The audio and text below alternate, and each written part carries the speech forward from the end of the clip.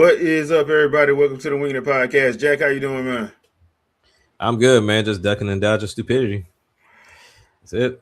It's been, but after this past week, it's been kind of hard to do that. It's really been kind of hard to do that. So, the aftermath. We're talking about last week's Fall E3, and the reason why I call it Fall E3 for anybody get mad is because technically it is E3. I mean, it's usually around the same time E3 was, which is usually the first and second week of June.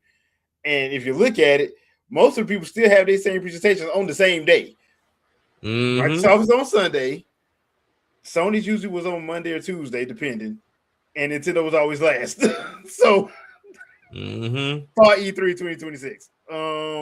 So before we get into our thoughts on each presentation, since we had a week to sit on it, we're gonna do something a little bit different as opposed to talking about what we're playing. We're gonna talk about some demo impressions. I did a little poll on the post tab on YouTube, and I think it was 63% of people said give us the impressions. So here's what we're gonna do. Okay.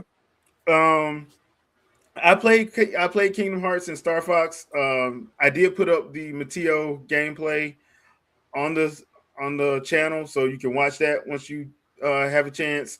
I did live stream Kingdom Hearts 3, but I chose the wrong thing, so I do apologize for that. So I was one hitting quitting everything, but we got through the demo. We did get through the demo. I did play the Kingdom Hearts 3 demo, but Jack, you did the Digimon demo. That demo for me is still downloading, so I hadn't finished downloading that. Once I finish that, I'll probably do a little gameplay of that and just throw it on the channel. But I will start with I'll start with Kingdom Hearts. You do Digimon, and then we'll both talk about Star Fox. Cool?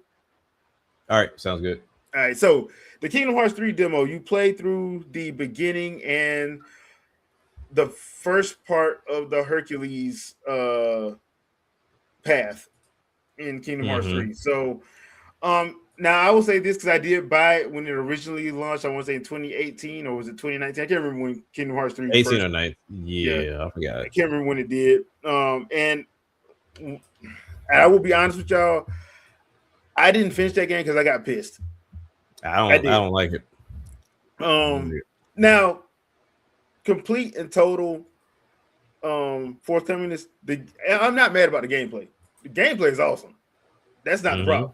That was never the problem. My problem came with where are the Final Fantasy characters at? Because if you play there's some combos you get with like Cloud and Squall, Leon, and other people, and I'm like, bro, what in the world?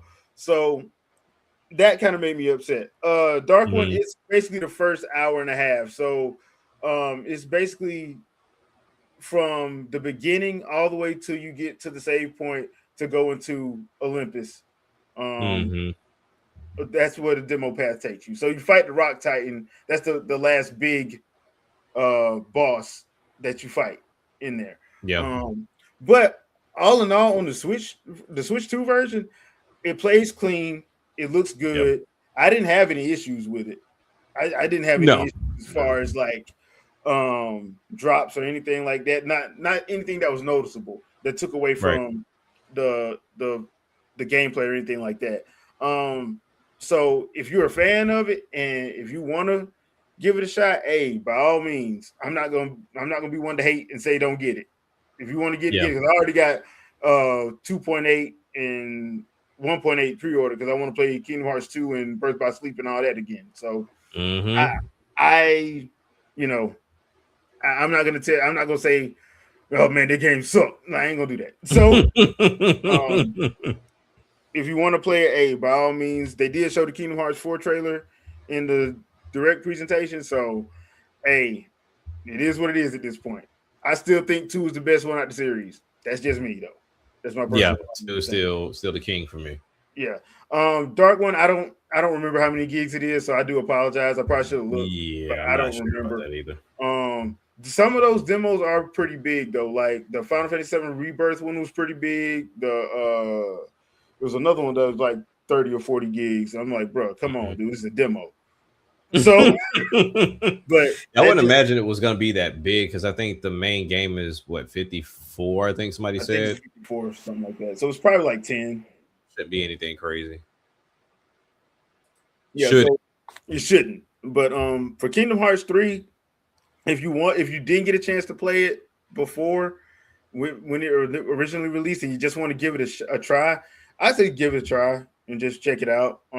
yeah, It's not bad, and I did play it in portable mode as well, so it plays just as good in portable as it does in dock. So yeah, that's one thing I didn't do. I hadn't played it in portable yet. yeah, so I played just to see what it was like, and it plays the same. So Okay. no big issues there for me. As far as Kingdom Hearts is concerned, want to talk about Digimon? Yeah. So for those that have not played Digimon, what is it? The something Survivor. I forget Yeah. the actual title of it. Um, I initially played this demo back on my Steam Deck when I had my Steam Deck. Now, this game in itself, or the demo in itself, didn't it didn't get a fair shake with me. Let me put it like that. It didn't get a fair shake with me solely because when the demo released, I think it was like later in the night, the demo had dropped. After I downloaded the demo, it wasn't working. Reason why it wasn't working is because I had to do all types of crazy protons and all this other stuff with Steam Deck and to do all this tweaking and adjusting just for it to run at a smooth 30, 40 frames per second. So I was like, so it was already in a bad way with me off rip. And then when I got started on the demo with most RPG games, you're going to get a lot of dialogue before you even step foot into a battle. Like you're going to get taught to death before you fight. So while they do give you the ability to skip the conversation, I did want to see why we were in a situation with the time stranger and going through time and everything else. So I did give it an opportunity.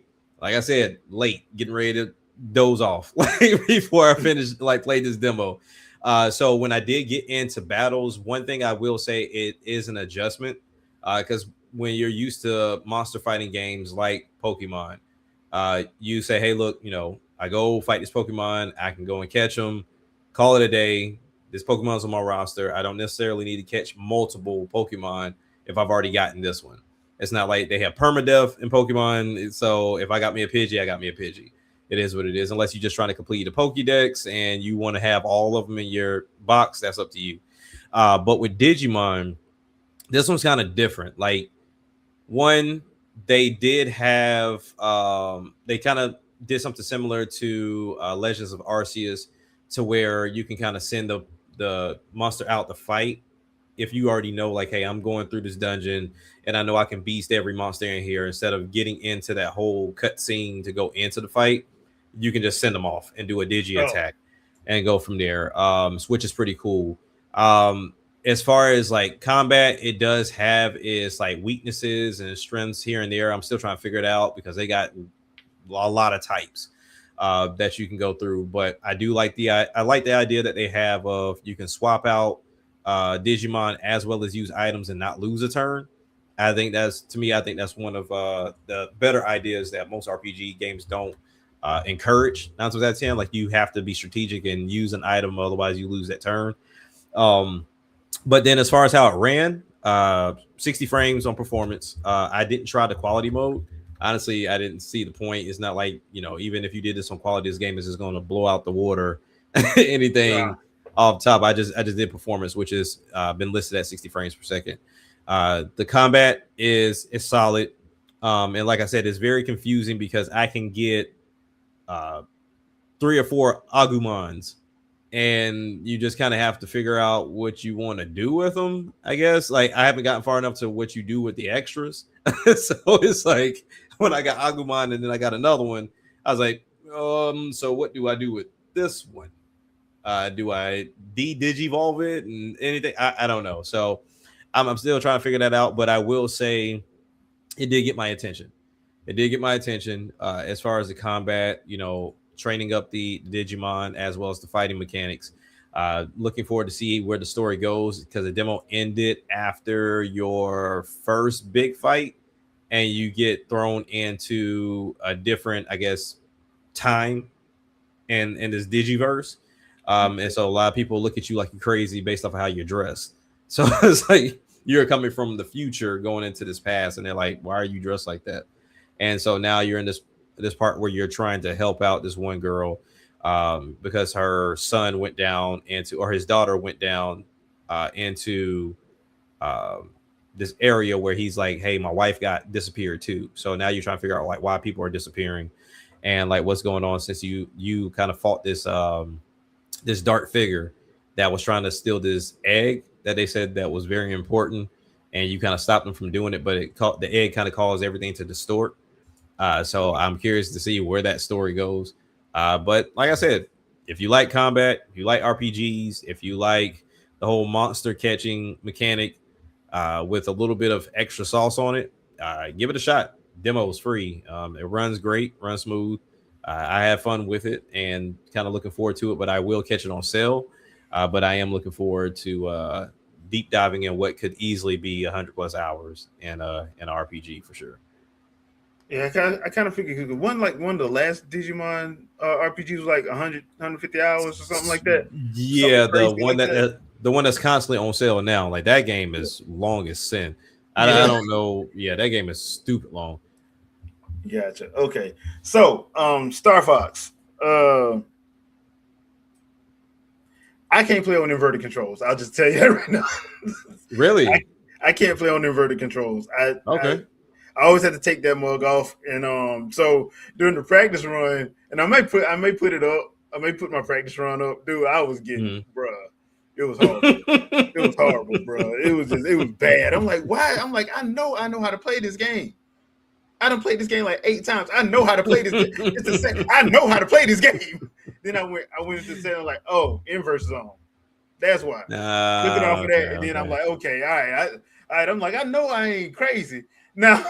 Now, as Yeah. far as that's concerned, I think everybody knows how I feel about the visual style they decided to go with. I'm not even gonna go. I'm not even gonna get into that. But as far as the gameplay is concerned, bro, I like it. I Yeah. like it. I like the gameplay. Fast, feels smooth. Oh Um, yeah. the on rails aspect feels fun. Um, I still kind of wish Platinum would have got another crack at it, but whatever. Um, Yeah. Yeah. Yeah. Yeah. but hey, it is what it is. But I enjoyed the Mateo gameplay. I enjoyed going through the practice run a little bit. I will say this: I did play with the N64 controller. Mm. I played. I like the N64 controller. It made me think after seeing that Ocarina of Time remake trailer. I'm like, I wonder if this is like a test run to see how people respond to it, and if they're gonna add it to. I would be surprised if they don't, but I would just I'm just thinking out loud. I wonder if that's what they did that for. Like, okay, we're gonna give you the option to play with the N64 controller if you want to. Let's see how they like it. If they like it, we'll just throw that on the, the Ocarina. I'm like, cool, cool. So yeah, I like the cutscenes. I did like how they are trying to flesh out the story a little more. Yeah. Still waiting on my second episode, Nintendo. So I did like that. The only thing that, like I said, the only thing I don't really care for is that visual style, just because I think it would probably been a little bit better if they would have went with a more anime esque Mm. style, because you can do it's just more expressive. Like this, don't look all that expressive to me. You can't like it does. And I'm sorry, man. Slippy be glistening too much. I don't look. I get it, dog, man. I get it. I get it, here, toe, man. But it's glistening a little bit too much, bro. He's glistening a little bit too much. It's too much glistening going on. He's like like the Boondocks, the him Winston Jerome episode, bro. You're glistening too much. Too much glistening. So, but yeah, overall though, I enjoyed it. It got me hyped because what we got, what, two more Yeah. weeks? 2 more weeks for a drop. Yeah. 2 more weeks. Yeah. Yeah, 2 more weeks for a drop. So, and if you like the N64 controls, give it a Actually, shot. not even 2 more weeks. I guess you could count this week as one full week. So yeah. Yeah, one full week. So, if you like the N64 controller and you got yours, give it a shot. I enjoyed it. So I enjoyed Okay. using the N64 controller. The only thing I didn't do, and I told Jack before we came on, I didn't try mouse control yet. I'm gonna try that probably tomorrow or Tuesday. So I'll probably put a post up in the Discord or on YouTube and let you guys know what I think about it. Once I get through playing it with mouse control. So, all right, Jack, what you think? Hey man, you said it all. Like smooth, fun. One thing I did different though, I stuck with the mouse controls. And now I will say, Nintendo, I need y'all to do a better description of how mouse control is going to work, because we were on Sandstorm's podcast at the time whenever I was playing the demo. And so I'm sitting there doing the mouse control, or getting ready to do the mouse controls, and it was like, hey, you just need to make sure that you have the right mouse, and that's how you're going to control and do everything. So I'm like, all right, cool. I guess I was right in thinking that you only use one Joy-Con to control this, where you lean to the right to go right, left, and they'll probably have you doing the buttons on the side and everything else. But the moment that you get started, it's like, oh, you need to connect both Joy-Cons. Like, for what if I'm only doing one Joy-Con? But you use both. So you will, of course, put the right Joy-Con or left Joy-Con, whichever you're choosing, in like down. But I have like the grip, so I made it more comfortable. Oh, quick question. Um, How's the grip? Because I was thinking about picking up one. How's the grip? so I got this one from Mamba. Okay. Mamba, I think this is great. Now there are other ones out there. I would say if you're gonna get one, I would get one. Even though this one's cool, get one that has an even wider base. Base. Okay. Okay. Oh, looks like you froze. Jesus, yeah, There this you got go. to be me. All Yeah. right, so I don't know if anyone sells one that magnetizes. I think everybody has it to where you just stick it in there and call it a day. Okay. And the reason why I would say I would wish somebody would do that is whenever I was like readjusting, sometimes it would think I was trying to pick it up to take it out of mouse mode, but I wasn't. So even when you're readjusting, it's fine. But sometimes it will try to go into that third person mode from the cockpit, solely because it felt that I picked it up and thinking I was trying to pick it up and go into the Joy-Con mode. Okay. But yeah, this made it 10 times better. I tell you that much. It made it 10 times better because it does have a finger groove in there for your right finger. I mean your right finger, so you can put it like that. Okay. And then of course it has on the side as well for you to grip there, so you can actually pick it up and then hold it like that. Oh, So okay. Okay. Okay. yeah. So it made it 10 times better. And then also me being right here at my desk made it even better too. But yeah, mouse mode was fluid, like leaning to the right and left with the actual right Joy-Con to go right or left. You hold ZL or L to tilt. So then you can also do R and ZR to shoot. A was to release the bomb and press A again for it to explode. Of course, you press down on the I guess you call it a D-pad to for you to do the U-turn, and then up for the somersault. But yeah, I mean it flowed awesome. Like everything they got everything mapped out right. I don't think you would need to remap anything unless you're just one that's like, hey, I'd rather shoot with the right bumper and then do my bombs with the ZR button. I can see that being done, so that way you don't have to press A at all. And then seeing if you can remap the somersault and U-turn solely if you're not one that wants to adjust your fingers to go down and press down or up on the D-pad. But everything ran smooth. It felt great within that cockpit mode. If anything, I feel like it heightened how things were going, because now I don't have like that full view of seeing everything come from the sides, everything you're in the cockpit. So when it gets in your view, is in your view. Like this is there. And then the right stick is used for boost and brake. So you press up on the right stick to boost, and then down for you to brake. For the break. Okay. Yeah. So I mean they got it figured out. So I mean they really thought it through. I really wish they would have allowed us to try at least let us try one map as far as multiplayer was concerned, so that way we can also try like the camera feature. I wanted to Oh try yeah. that out, Yeah. but yeah, they didn't have that in there. But all in all, I did have the urge to play it again, but I told myself I wouldn't play it again until the actual game came out. Yeah. So yeah, because I wanted to get more fluid with this mouse mode. But I did have to turn down the sensitivity just a little bit. But other than that, yeah, everything else was solid, man. I think I'm going to thoroughly enjoy this game for somebody that didn't fully play through 64. Hmm. Um, yeah, I think I'm going to thoroughly enjoy this game for sure. Yeah, I mean, dude, like I said, I yet and before anybody say something, yes, it's like the 15th time we done played this. Like we get it. So Hmm. you gotta buy the game if you want to see more. You gotta prove to them that this is a franchise worth investing some time into. I mean, that's Hmm. the only way I can say it. I mean, you, people got mad at the Wii U version. I'm sitting up here like, did you actually play it or did you listen to people from other publications That that didn't second want one. to play it and hated it anyway? Like, you got to be able to make up your own decisions, peeps.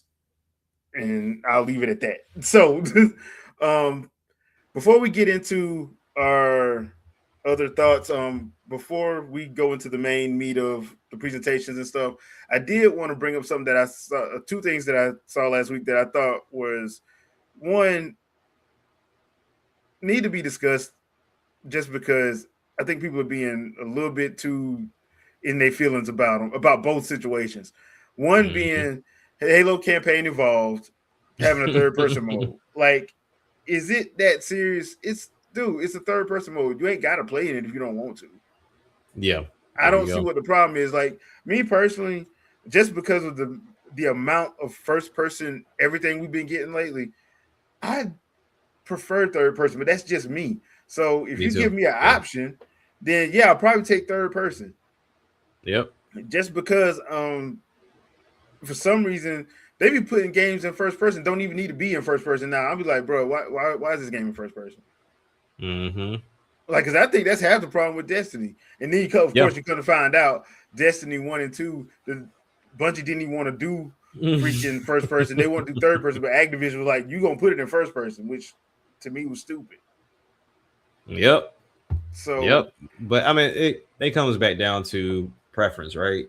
yeah. I think a lot of games would succeed or be better in third person. That's solely because I don't like first person. But even when you talk about some of these games that go and get these special characters, it's like, what's the point if I can't see them? Yeah, if you Like, can't yeah, I see can see it, if somebody else uses them, but what about me? yeah. So what's the point of all these cosmetics that you have to put on Hmm. if I can't see my character? Correct. Yep. Because So I was watching my son play Warzone the other day, and I was like, "Oh yeah, I forgot they put Beavis and Butthead and all those other characters in there." I was like, "But you can't can't see see them. At them. least with Fortnite, you can see them." Like, That, and I just I don't get it. to me that nullifies the point of even having it. Hmm. If you're not gonna give them an option to, so in my opinion, nowadays especially, just give people the option. A lot of people, a lot of companies are doing that now. You can play in either first or third person. A lot of them are doing it. I know Capcom's doing it. There's a couple of Ubisoft games that do it. So I'm like, bruh, yeah, just give people the option. And if you're complaining about it, you don't have to play in third person if you don't want to. So If you why don't are want you to, complaining? Why are you they want it their complaining? way. They want it their way. Then play in first person. You ain't got Yeah, like it's just like it's okay, but yeah, I mean, if you don't want to play that, that's cool. You ain't got to. They're not forcing you into one or the other. So to me, right. that's like Hmm. that's nothing to complain about. But there were people doing whole dissertations and theses on why it should stay first person, why they should have never went first. They should have never put the game on Sony, and they blaming Sony for it and PC for it, and everybody. I'm like, bruh, it's just an option. That's all. That is it. They didn't take it from Xbox. They didn't do anything different. And to Sertan Square's point, I understand. I've heard the same thing, but Fortnite's not the only third person shooter.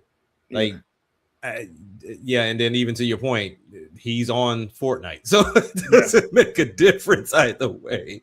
Like, there, I don't think Microsoft would ever one make the attempt to Fortnite Halo, and two, I don't even think they have the ability to. Yeah, Like, I mean they really don't have. they tried to do that missing one of the maps, but I'm like, Yeah. bro, it don't work like that. That's another reason why I think Perfect Dark failed. They were trying to do too much, but Hmm.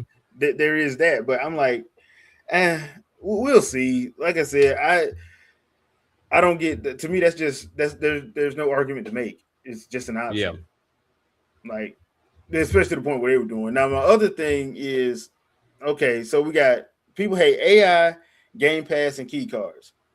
Yeah. AI. I'm gonna address AI and key cards right now. So AI and key cards, you've had developers come out and tell you why they're using it, what they're using it for, and Yeah. you're still mad. So you Hmm. have companies say, "Hey, look, we're using AI to help with our assets that we already created, but so to Hmm. help us cut down on time. How dare you use AI in this video game? This AI slop. I'm not supporting this. I Yeah. just told you why. Instead of it taking us 5 years to make the game will come out in 2.5 because we're Hmm. using it for stuff we've already created within our own stuff. You're using AI. How dare you? Yeah. Look, I get it. There's people that genuinely just don't like AI for one reason or another, right? Whether you've been affected by it personally Personally, yeah. or you've heard all the slander centered around AI in itself. Honestly, when it comes down to gaming, I have yet to have anybody answer my question. I've gone to different posts on Twitter and I asked the genuine question: why is this a problem for you? Why is it a problem that Sega's using AI for Crazy Taxi? Like, I want to know your answer, not what the rest of the world is saying. Not I what want to know why IGN you're said. upset. Not what Correct. Jeff Keighley said. Not what Adam Sessler said. Not what you think. Yeah. It's like I want to know your true answer because they came out and told you why they were using AI. Now, I know for some people, and now they didn't answer me directly, some people still on this whole thing of, oh, well, um, this one AI thing stole somebody's art. Okay, now, is that wrong? For sure. But here's the problem: that person came out and said they stole it. Hopefully, they got that resolved. That's not going to be the case for everybody. Like, and No, especially like Jay said, there are companies that said, hey, look, we have our own assets, and AI is going to help us pool and utilize those assets. So that way we don't have to go digging for it. I put this in the same category as going from hard drives to standard solid drives. Like, you had your device searching on a disk for a hard drive to where with the solid state drive, it finds it immediately. That's why it's faster. When it comes down to AI, if you use it efficiently, that is something that can speed up time on gaming and then also really help with creativity. Sega said that themselves, like, hey, we use this as a means to help us get more creative with certain assets in this game. Our team got the idea, scrapped it, and then went and did it themselves. So they didn't mirror it, they just used it as a resource. I don't know how many times and how many people I know that have used that in their field one way or another. No one that has ever created content can say like, "Oh, I didn't take inspiration from somewhere." Like, is the difference from stealing it, inspiration, as yeah, in like, okay, that's a great idea. How many times have we seen people cry that Nintendo took down a fan project and was like, "Oh, this is inspiration." You stole that entirely. But yeah, what we're talking about is they're not stealing anything. They're just looking at it for a creative purpose. So I really would like to know what is the argument and the fuss around automatically anytime somebody says AI is gone. Anytime they see game key card is gone. Like I don't get it. I do not understand it. And yeah. maybe it's not for me to understand. I don't know. At this point, I don't either. Like I said, the key card situation. Square Enix came out and said it. Ubisoft came out and said Mm-hmm. why they're using it. They're telling you why, and instead of listening, you a lot of people are straight up calling them liars. Mm-hmm. Like the guy who works on the game is telling you how it's helping them and why they're doing it, and you're calling them a lie because you don't like what they said. Okay, bro. At Mm-hmm. this point, can't nobody take you serious. And like, I No. get it. I get it. But this whole and the last thing I'm gonna say about this is just because I stop getting on Twitter or Blue Sky or wherever and making these grand statements like you not doing something is gonna make the whole world change. It's not. I promise you, it's you and the 1% on Twitter. that has an issue with this because I guarantee you most people could care less the moment they Less. see Crazy Taxi and they hear yeah yeah yeah yeah yeah. Yep. Where did I get that? Where do I cop that? Hey guys, they're using AI. I don't give a damn. Like, Yeah. where do I get this game? Yeah. I don't care. I Like, it don't doesn't make care. a difference. So the grand state, the grand gesturing and the grand state, and plus, because half the time, let's be real, these folks be lying. I They will never are, yeah. forget. There was so many people lying about Bayonetta 3.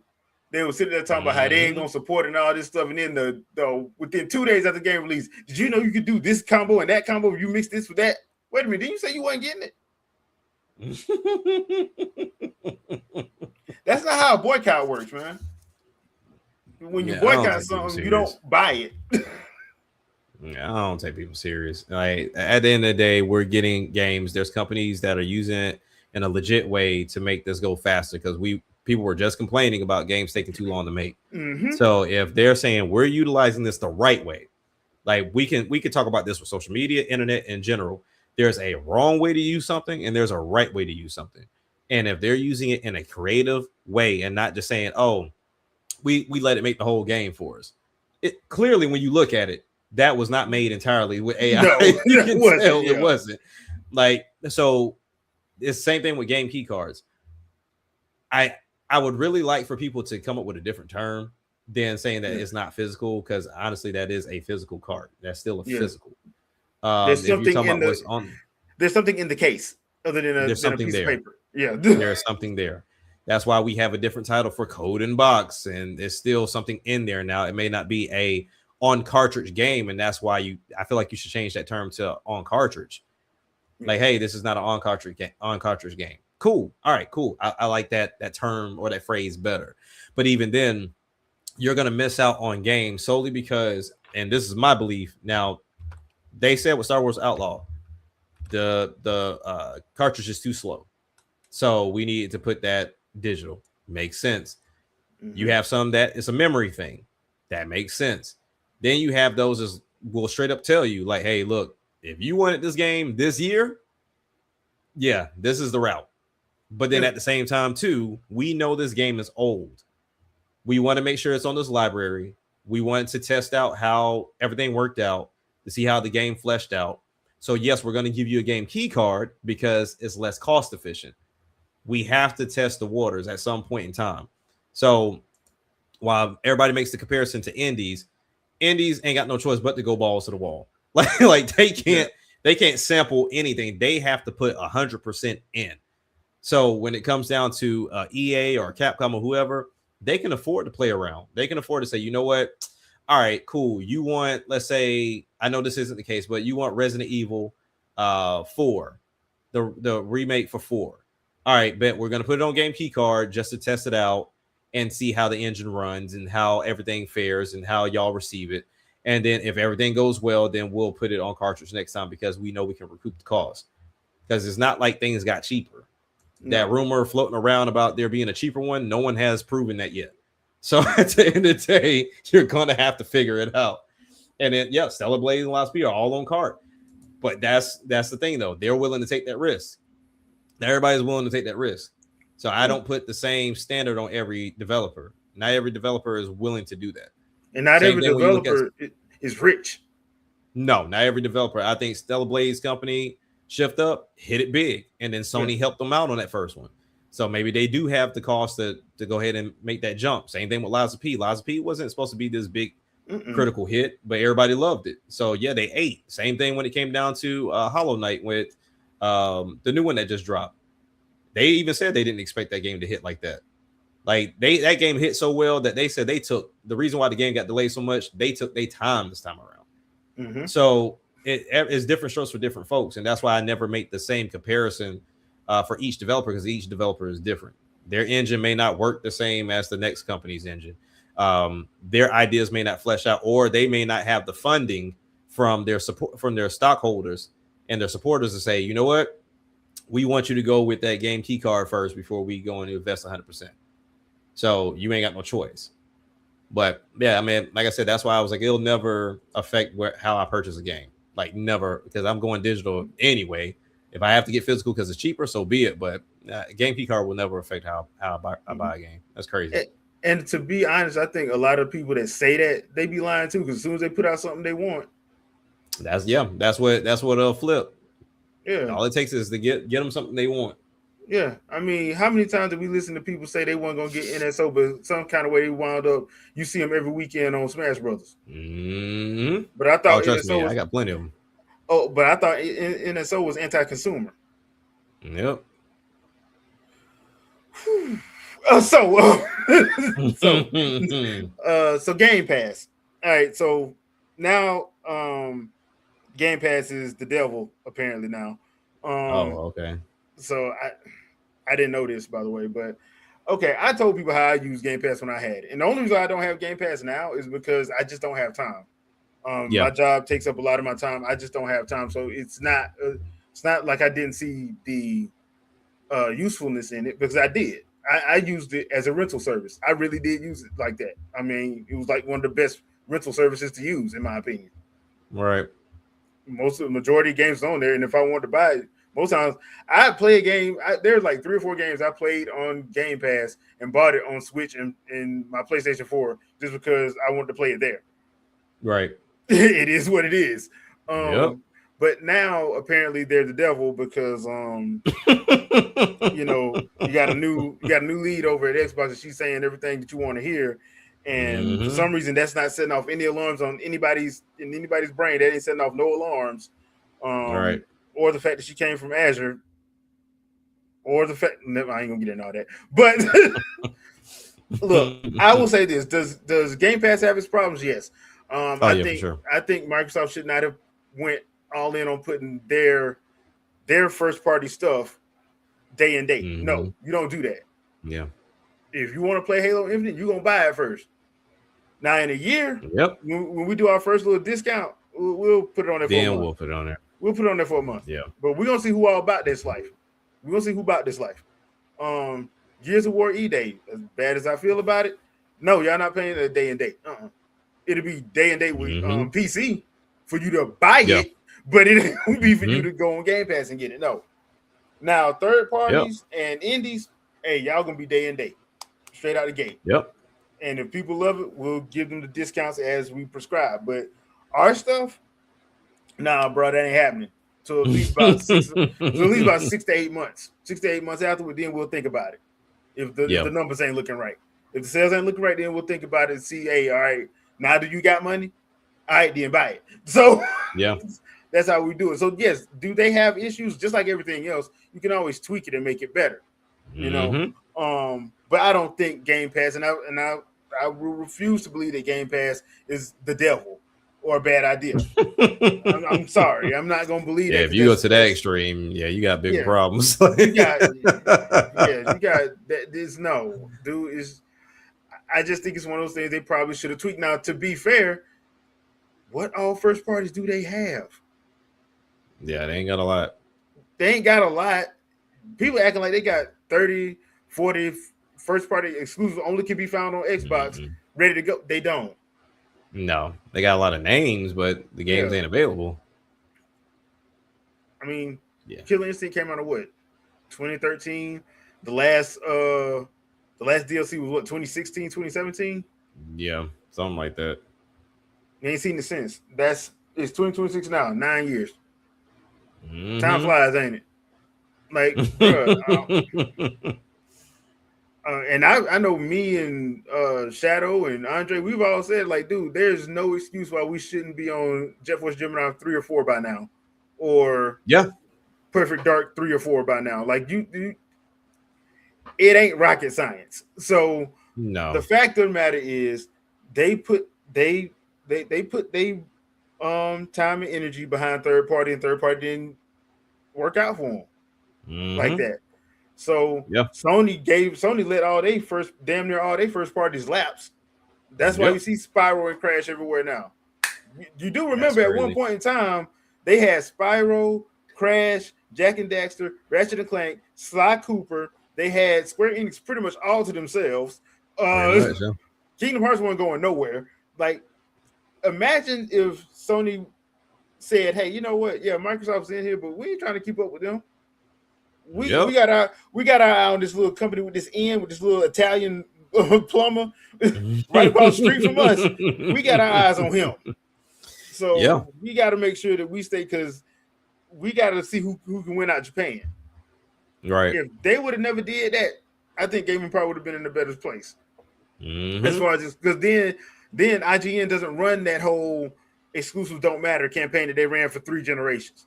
Because remember, Mm-hmm. IGN game trailers, Rev Games, Rev 3 Games, all of them was running this whole thing that exclusives don't matter Right. because that's where everybody got it from. It didn't just happen out the ether.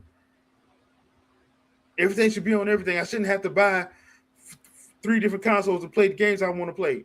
You don't have to Mm-hmm. if you don't want to. You But really if you don't. want that game, if you want to play Super Mario Odyssey, you're gonna buy a Switch. If Yep. you want to play it, if you want to play Ocarina of Time, you either gonna buy an N64 or you go buy a Switch or you gonna buy a GameCube. It's that simple. You're gonna have That to go simple. where it is. I don't. This idea that every game should be on everything. No, every game shouldn't. And the reason why you have exclusives is to prove to the consumer, hey, I have to get this because that's where this franchise lives. Yeah. This franchise don't live nowhere else. I gotta go. Mm-hmm. I gotta go to Sony to get Ghost of Tsushima. Yep. Oh well, Yep. I play on PC, so I should be able to. Then you need to talk to them about it. Then I don't know what to tell you, Yeah. bro. It's that, and then that weird comparison to movies. Like they're not in the same ballpark. Like No. Disney doesn't have a theater. Like neither does MGM. Any of them. Like any of those big movie makers don't have a movie theater that they maintain that are all over the world for you to watch these movies. So when it comes down to it, yes, they have to rely on an AMC for you to go and watch that movie or for a Cinemax. That's something that's been since the beginning. Like that's just kind of how it's always been. In order for Mm-hmm. you to get this console, you had to play a game that the console maker themselves developed. There was no way around that. There was no one size fit all. And even now, you wouldn't be able to pull that off because they all have different architectures in some shape, form, or fashion that wouldn't make it work. So and it's not beneficial to them. It's the same thing I had to tell my son about GameStop. I was like, GameStop don't make money off of new games. Hmm. GameStop make money off the used games. So Mm-hmm. they count on you to buy new so that way you can come and return Bring it it back back. to them so they can make the money. That's why you see the sales on the new games more than you see the used games. Like they'll have a brand new copy of a game cheaper than the used copy for you to be able to purchase the news because they know you'll probably end up bringing it back because they take those surveys, they take those polls. I've got the emails. And so they also look at the numbers, what comes back and what doesn't. So right now, you see they're running a campaign right now for I think it's like 5 or 6 particular games. If you return it, they're giving you a max if you're a pro member $44 on that game. And I think what GoldenEye is one of them. Yeah, But golden. it's Yeah. like not a lot of people are going to return GoldenEye, so they're not banking on that. But at the same time, if you do bring it back for 44, they're going to sell it to you for 55. So it's like that's where they make their money. So when I look at the idea of no exclusives and that conversation around that is very stupid.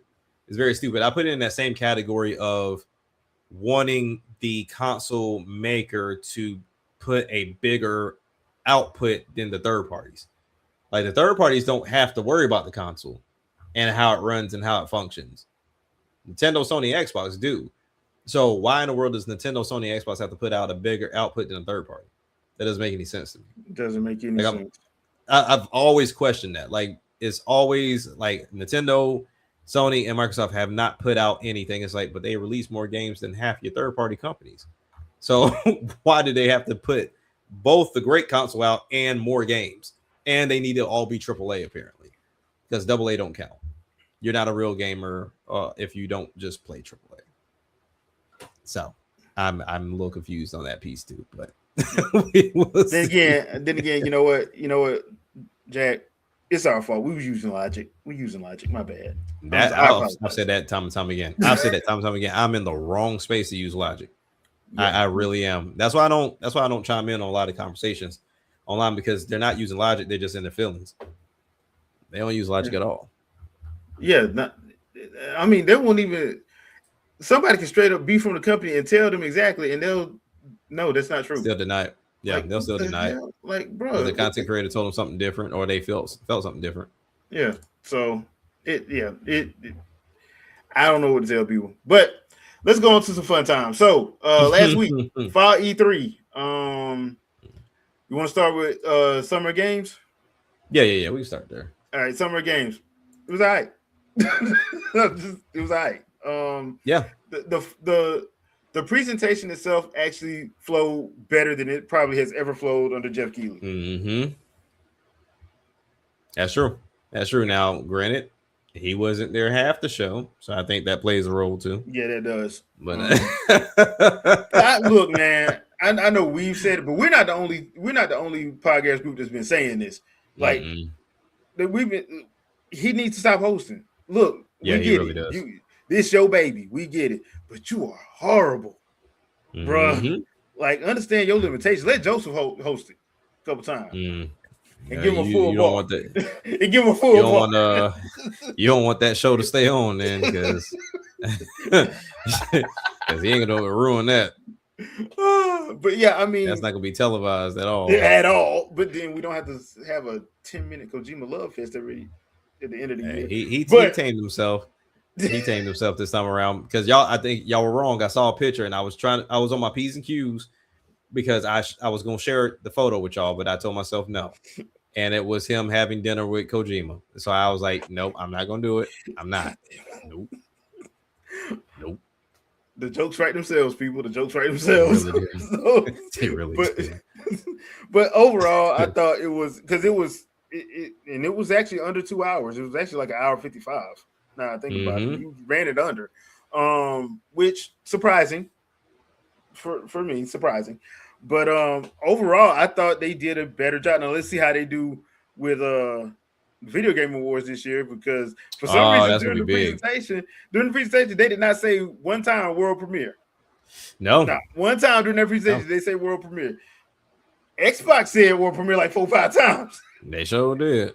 Summer Games did not say that. They did not say world premiere or anything of the sort. So because in years past they'd say world premiere and then we get the same doggone trailer at the video game awards. Like, bro, this is not a world premiere. You did it already. Because that's how it threw me off. I'm like, wait a minute, have I seen this game? Yeah, you have World premiere. But I saw the world premiere. I'm like, all right, okay, sure. So overall, in thinking about it, like it wasn't a bad show. Like I said, they kept the games coming. Y'all know how I feel about 2027 game. Like, why are we even talking about them when you're in June? Like, talk about Yeah. them in October, especially if they're in the first part of 2027. Don't talk about them in June, in July. April, May, and June should not be talked about for 2027 games. I'm sorry. In my opinion, they shouldn't, because Yeah. a lot can happen, and we've seen where, hey, they said it's gonna come out in January 2027. In November, they pushed it back. Mm-hmm. Yeah, Then you like I shouldn't said, have for talked me about as a it. developer, I'm not mentioning that mess with unless I go gold, I'm not mentioning that. No, Like, it just doesn't make any sense. Like, if I know for a fact I want to go ahead and get some buzz around the game, I'm finishing that game unless my budget is that tight to where I gotta make sure I start making a profit the moment I release that doggone game. mm-hmm. So it's like, all right, cool. Let me finish it. Once it's finished, then all right, cool. We'll let you know this is the date that's coming out in the way that we know, because the game is already gone gold. So I know when it's coming out. And Yep. I'm not gonna give you no time sooner or later. It is what it is. Yeah. So, and that's across the board. Like, as far as Microsoft, Sony, Summer Games, and Nintendo, I do not like 2027 game releases. I don't. I Right. just don't. So, especially in June, like I said, in October, November, December, yeah, do that. That's when you should do it. But that's when you should have a better understanding, because you're like, okay, cool. We know this game is almost done, or they just polishing, so we can actually put the actual date up. Mhm. Yeah. So, and before anybody says, well, it's to generate hype, we get too many games now already. We don't need to generate hype for nothing. You don't. We don't. You really don't. You need to talk about Hey, what you got coming out now. Yeah, we in a different space now. So it's Yeah. like we got social media now. I mean, even if you choose to go to route of content creators, they'll boost it up. Like you really don't need a lot of time to get people hyped because honestly, we're in this microwave generation anyway. So they can be hyped for your game last month, but let somebody else come and out show you. That's a wrap. Like your game is sitting on the wish list for quite some time, my friend. Like Yeah, it's just not getting picked up. There's too much stuff, and it's not because of GTA; it's because of everything else. So Yeah, like, and then where we are now with games releasing, your game could look solid when we see it. Let it take too long. Like, I'm gonna catch that one on sale. Like, because yep, and Deca Police is right there with it because I'm like, right there with him. Yeah, I was like Deca Police and it's level 5. I was like, oh yeah, this got to be hype. Oh, sorry, we got to push the game back to what? Yeah. So, yeah, you leave it right there. I get it when I get it. How about that? And now, let's just say for an example, what if now the Deca Police is like, okay, we will come out in November. What if Ocarina of Time comes? If Ocarina of Time remake come out, dude, who you think they're gonna pick? What you think they're gonna pick? Level 5, they're not picking you. I hope Level 5 ain't that dumb, but I hope they're not either. But but if you done set it for too long, you losing money. You got to get it out. If you sit on too long, so I'm sitting there. I'm calling Nintendo every other day. Hey man, when y'all plan on releasing Ocarina? Yeah. Oh man, we ain't gonna tell you that. Look, man, I ain't trying to look. We trying to figure out when we gonna put our stuff out. I'm not doing this. I'm not playing this game with you. You're not finna horizon me when y'all put the goddamn game out. So I know to come out a month ahead of time. Like that's the term right there. Don't get horizon. I'm not about to get horizon. No. I have a game of the year and I keep losing because of y'all. Right. So yeah, I mean. Overall, Summer Games presentation not bad this year. It's not bad. Yeah, for the most part. Yeah. Fox, did you get a chance to see it? The Summer Games Fest, no. Okay. But I saw pretty much everything that got announced, so not too surprised about what was shown. So, all right. So I guess go ahead. So in that case, I'm just gonna have to ask you, since we'll start off with Sony for you then. Why are people mad that Kratos' wife is getting the game? Y'all know how Kratos get when y'all don't buy his wife game. Y'all know that, right? I don't know. I don't know what it is about this alt-right pipeline where anything with a woman is considered woke. Like, wait till they start putting black people in there. So I just like having black people in it doesn't mean it's woke either. So like, we don't. But I guess I said woke too many times. According to them, it does. Because remember when that person said when X-Men 97 first came back, they're like, "You better not be woke." Terrible. It's colloquialism anyway. Like words change over time and stuff like that, right? But what happens when words get co-opted is crazy work. But it already got co-opted in other ways, and then somehow in the gaming space, it became a bad word somehow. And I'm like. Yeah. So the message that you got after playing all these Metal Gear games, that was bad. The message that you got after like playing through all these Xenoblade games, the message was bad. Because I thought being aware of things going wrong and trying to do the right thing was good. That's just odd to me. Zodi was talking about to my Zal, that game there. That's Father's Day game. People should play that game. Great game. Play the dad game. We don't care about whatever feelings you have about Sweet Baby Inc. or whatever. Like, if the game's good, the game's good. Play the game. But I guess my feelings about Mom of War or whatever you want to call it. It's just look, man. They try to. If you like the game, if you paid attention during the game, they told you like this was a big thing that Odin was looking for. And now you get a main character of the series that got buried in the first game, and you get to find out what Odin was looking for. Aren't you interested in that? Do you? And I guess the other thing is like you would be okay with her being the main protagonist if she looked like Eve. No, they wouldn't. You know what I'm saying? Why? No, they wouldn't. No, they wouldn't. She's too fine. Then she's too fine. Nope. So Then she too fine. Well, then I'm making the assumption that those were Sony fans actually buying Stellar Blade. I guess not. It was probably just it was people like us with PS5s who bought Stellar Blade, not because she too fine, but like, come on. I don't know which time. Like I saw that and I knew I wanted. Well, the time I saw that game, I'm like, I'm interested in that. The time I saw it, and then I see the new one, and I'm like, yeah, I like that. Oh, dude, dude, when she did the Sugar Ray Leonard Hitman Hearns combo, I'm like, bro, I'm in. I'm all about it. Like, what do we even like? It didn't matter who the character was. It could be it could be a fucking dog at this point. I don't care. Like, did you not see her post Buddy up in that alleyway and dropped him with them hands? Man. So that that's kind of the thing to me, and I don't know what the gaming space has come to, where it's just like I don't know. It's this weird thing I've been seeing a lot, that where you follow this stuff, even with the thing that we talked about before, which was the whole Gamergate thing, right?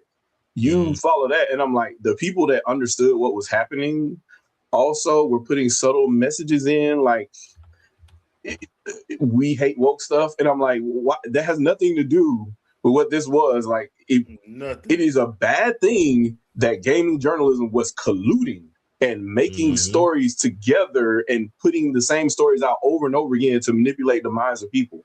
Like, that's bad, and that should be the thing that should be said. And why are you trying to turn people over to, go over here and look at this other stuff politically that has nothing to do with games? But that became a thing somehow, and it keeps happening, and it's strange because this is video games. This is all fictional, and the whole point about it is, 9 times out of 10, if you make a game, like, say, what's the name of my Infamous? That's like my game, right?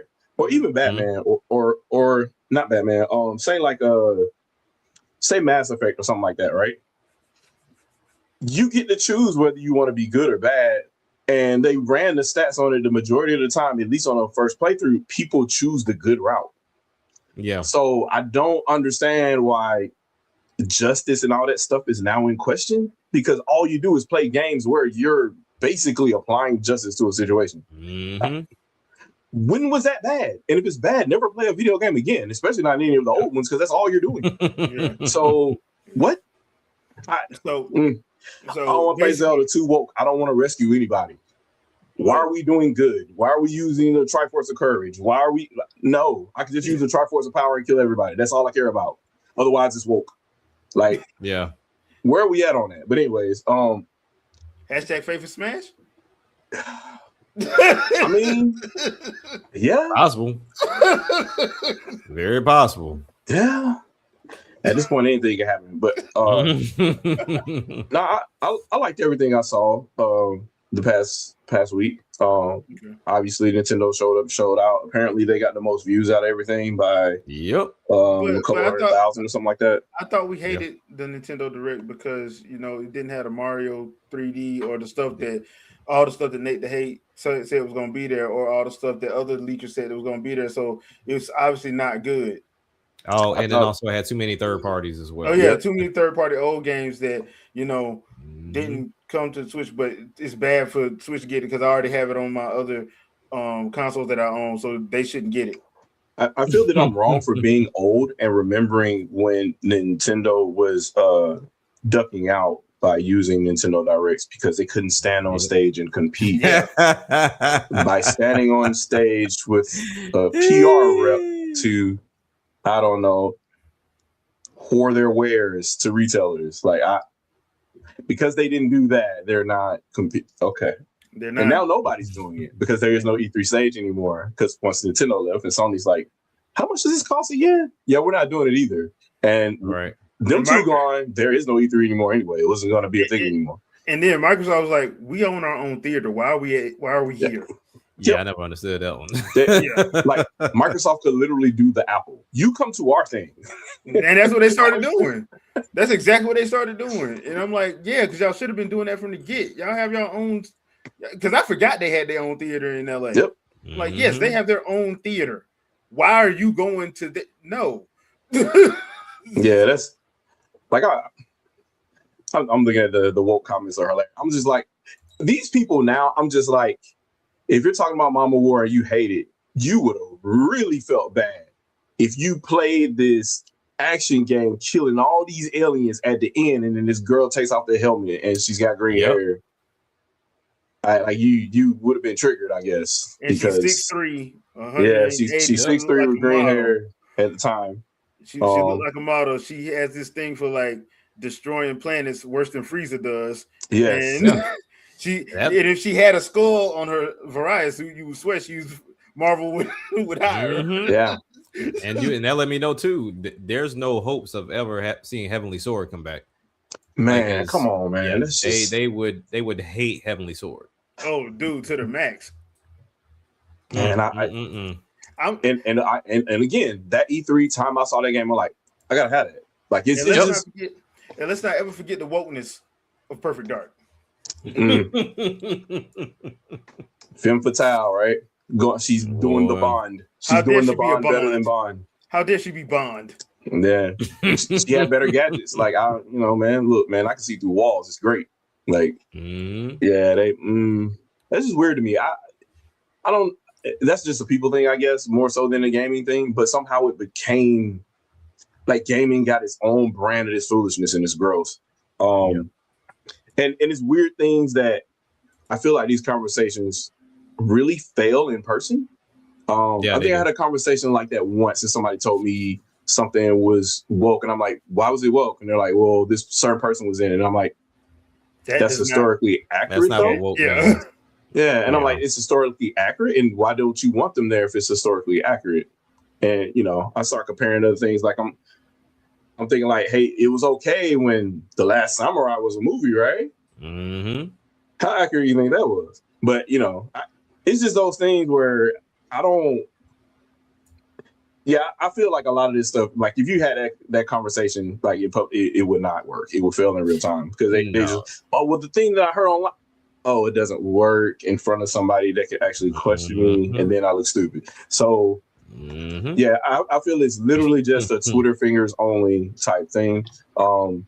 But it creates mindsets that either purchase or don't purchase games, and that's bad for the industry because publishers are going to respond, and then they're going to be like, "Hey, well, we don't want the woke stuff either because these people are either threatening or actually not buying these games." Usually, it's more threatening, but if they feel that they're not buying the game or they take one comment seriously because the game did bad, then they will never apply that again, even though the game was good. It just didn't get good sales, and they were trying to figure out why. And they got the loudest person in the room that probably didn't even buy the game saying something stupid. So that worked. I mean, but that goes along with the territory of getting too big. It's going to always introduce those that want to be a part of the conversation, but not truly participate. Yep.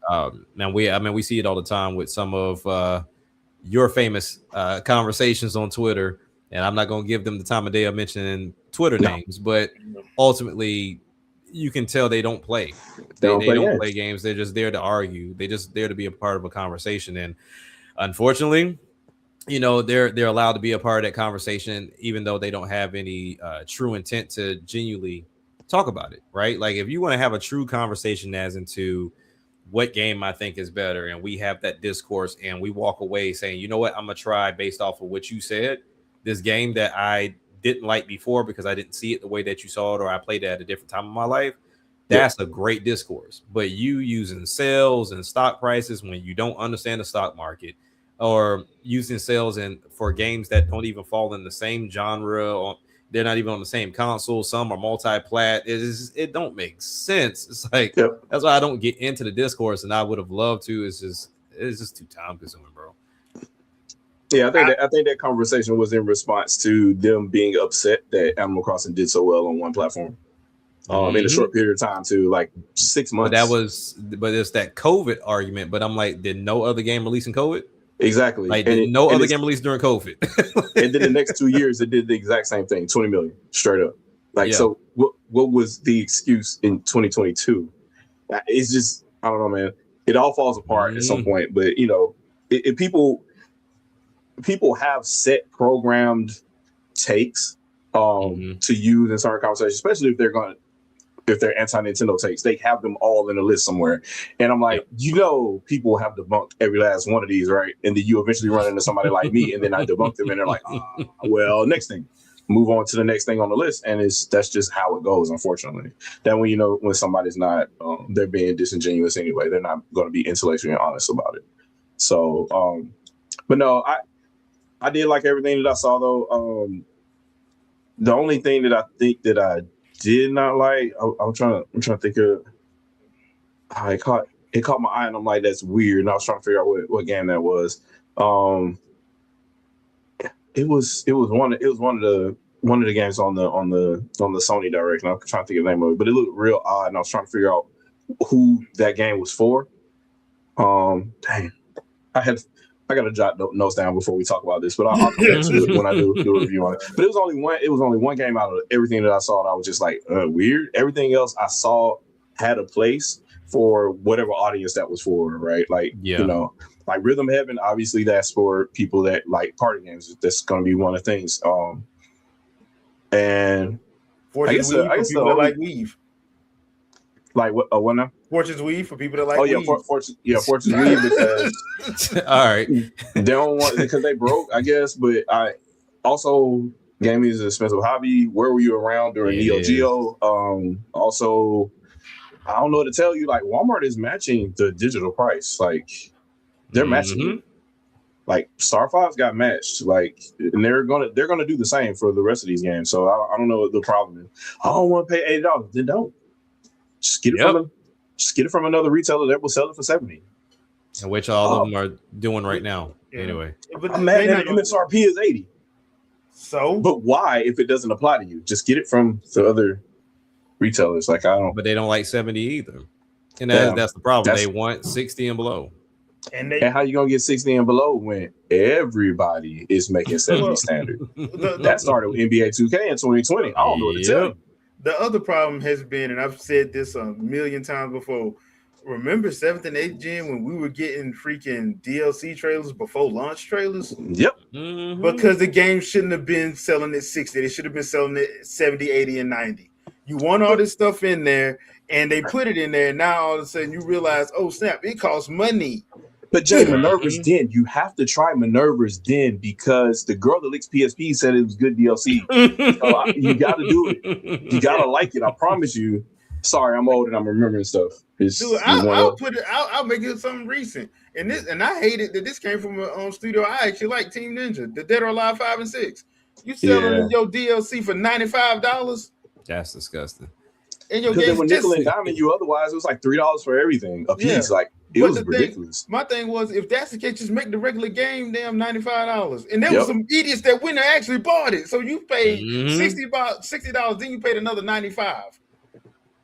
But it's crazy because like now you upset at people that actually enjoy the thing that they get that isn't I guess you could say greed. So they would spend the extra money to reward the developers. Like everybody that buys the Xenoblade Collector's Editions or whatever, right? Yeah. They enjoy the franchise and you get a whole bunch of extra stuff free anyway. And the DLC that was in 2 or whatever, you didn't really have to buy it, but if you wanted it, you could do it or whatever, right? Right. And now with NSO, you get a lot of that stuff effectively as part of the subscription. So it's just one of those things where you wonder why people are lining up and buying these giant boxes of these games or whatever. And then regular games that are missing features at launch are matching that price or exceeding it for whatever edition, non-Kobe edition of whatever version of the sports game is. And you still got to buy cards. Like, what are we doing? Like, it's not healthy. It's not healthy at all. I get it. Yes, the games are expensive, right? They're expensive to produce. I'm to the point of y'all need to start building y'all own in-house engines. And y'all need to start testing it and actually paying people to work to develop them and then spend time on just that. Like if you do that and you make your engine for multiple SKUs and stuff like that, you ain't got to outsource to Epic no more. You ain't got to do it. You know, like you don't need 900 voice actors in your game. Like nobody wants to see that because you got to go to this certain part of this game and have this DLC downloaded to go around the corner to hear those 20 people talk. And I'm like, that could have been an email, bro. Like, and there's so much stuff. there's a lot of content in games, even like Pragmata. Like a lot of the world building happens in the text. Everybody ain't got to be talking to you, so you don't have to record a lot of that stuff, man. Just the main narrative stuff, and that's it. Especially if it's a sci-fi game, you go to terminals and you read. Like, what is the issue there? I don't understand. What is reading? Yeah, like you.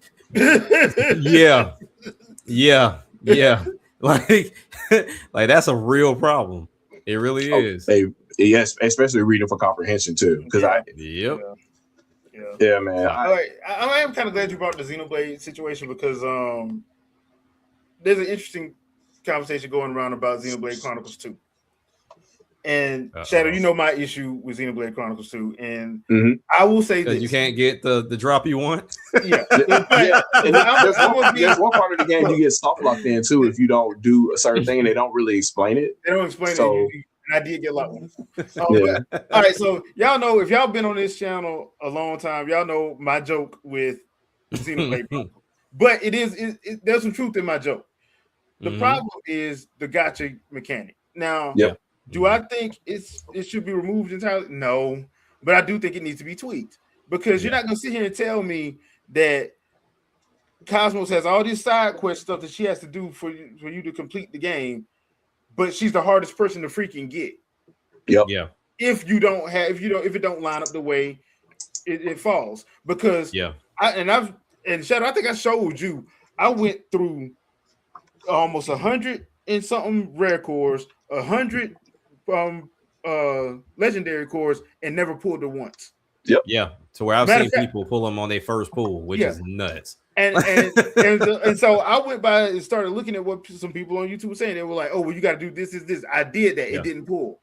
So it literally is just luck. It ain't got nothing to do with no kind of formula. It ain't got nothing to do with having Zeke. It ain't got nothing to do with straight RNG. It's literally just luck. So do they need to tweak that? Yes, they need to tweak that because it's ridiculous. Because even on my gameplay that I'm going through now, I'm still missing 4 of them. Not mentioning Cosmos, so that's 5. I'm still missing 4. Michael, Petroka, and there's 2 other ones that I'm missing. And her. It's Cosmos and Dahlia, right? It's Cosmos and Dahlia that have the lowest percentage on here from the data mine, right? Yeah. Cosmos is point. They got 0.1 on here, but it's 128. It's literally 0.128%. Like it's literally luck. It's not that you did something special. It's not that you figured it out. It's luck. So in that regard, yes, they need to fix that. There are some stuff gameplay wise that they need to fix as well, because I think Torn of the Golden Country actually fixed a whole lot of the issues they had in the original game. That's why I'm like, bruh, I love y'all expansions, but y'all kind of need to stop doing that because you're telling on yourselves a little bit. You're exposing yourself a little bit because they go back and fix it in the expansion, and you're like, the expansion plays better than the main game. Way better than the main game.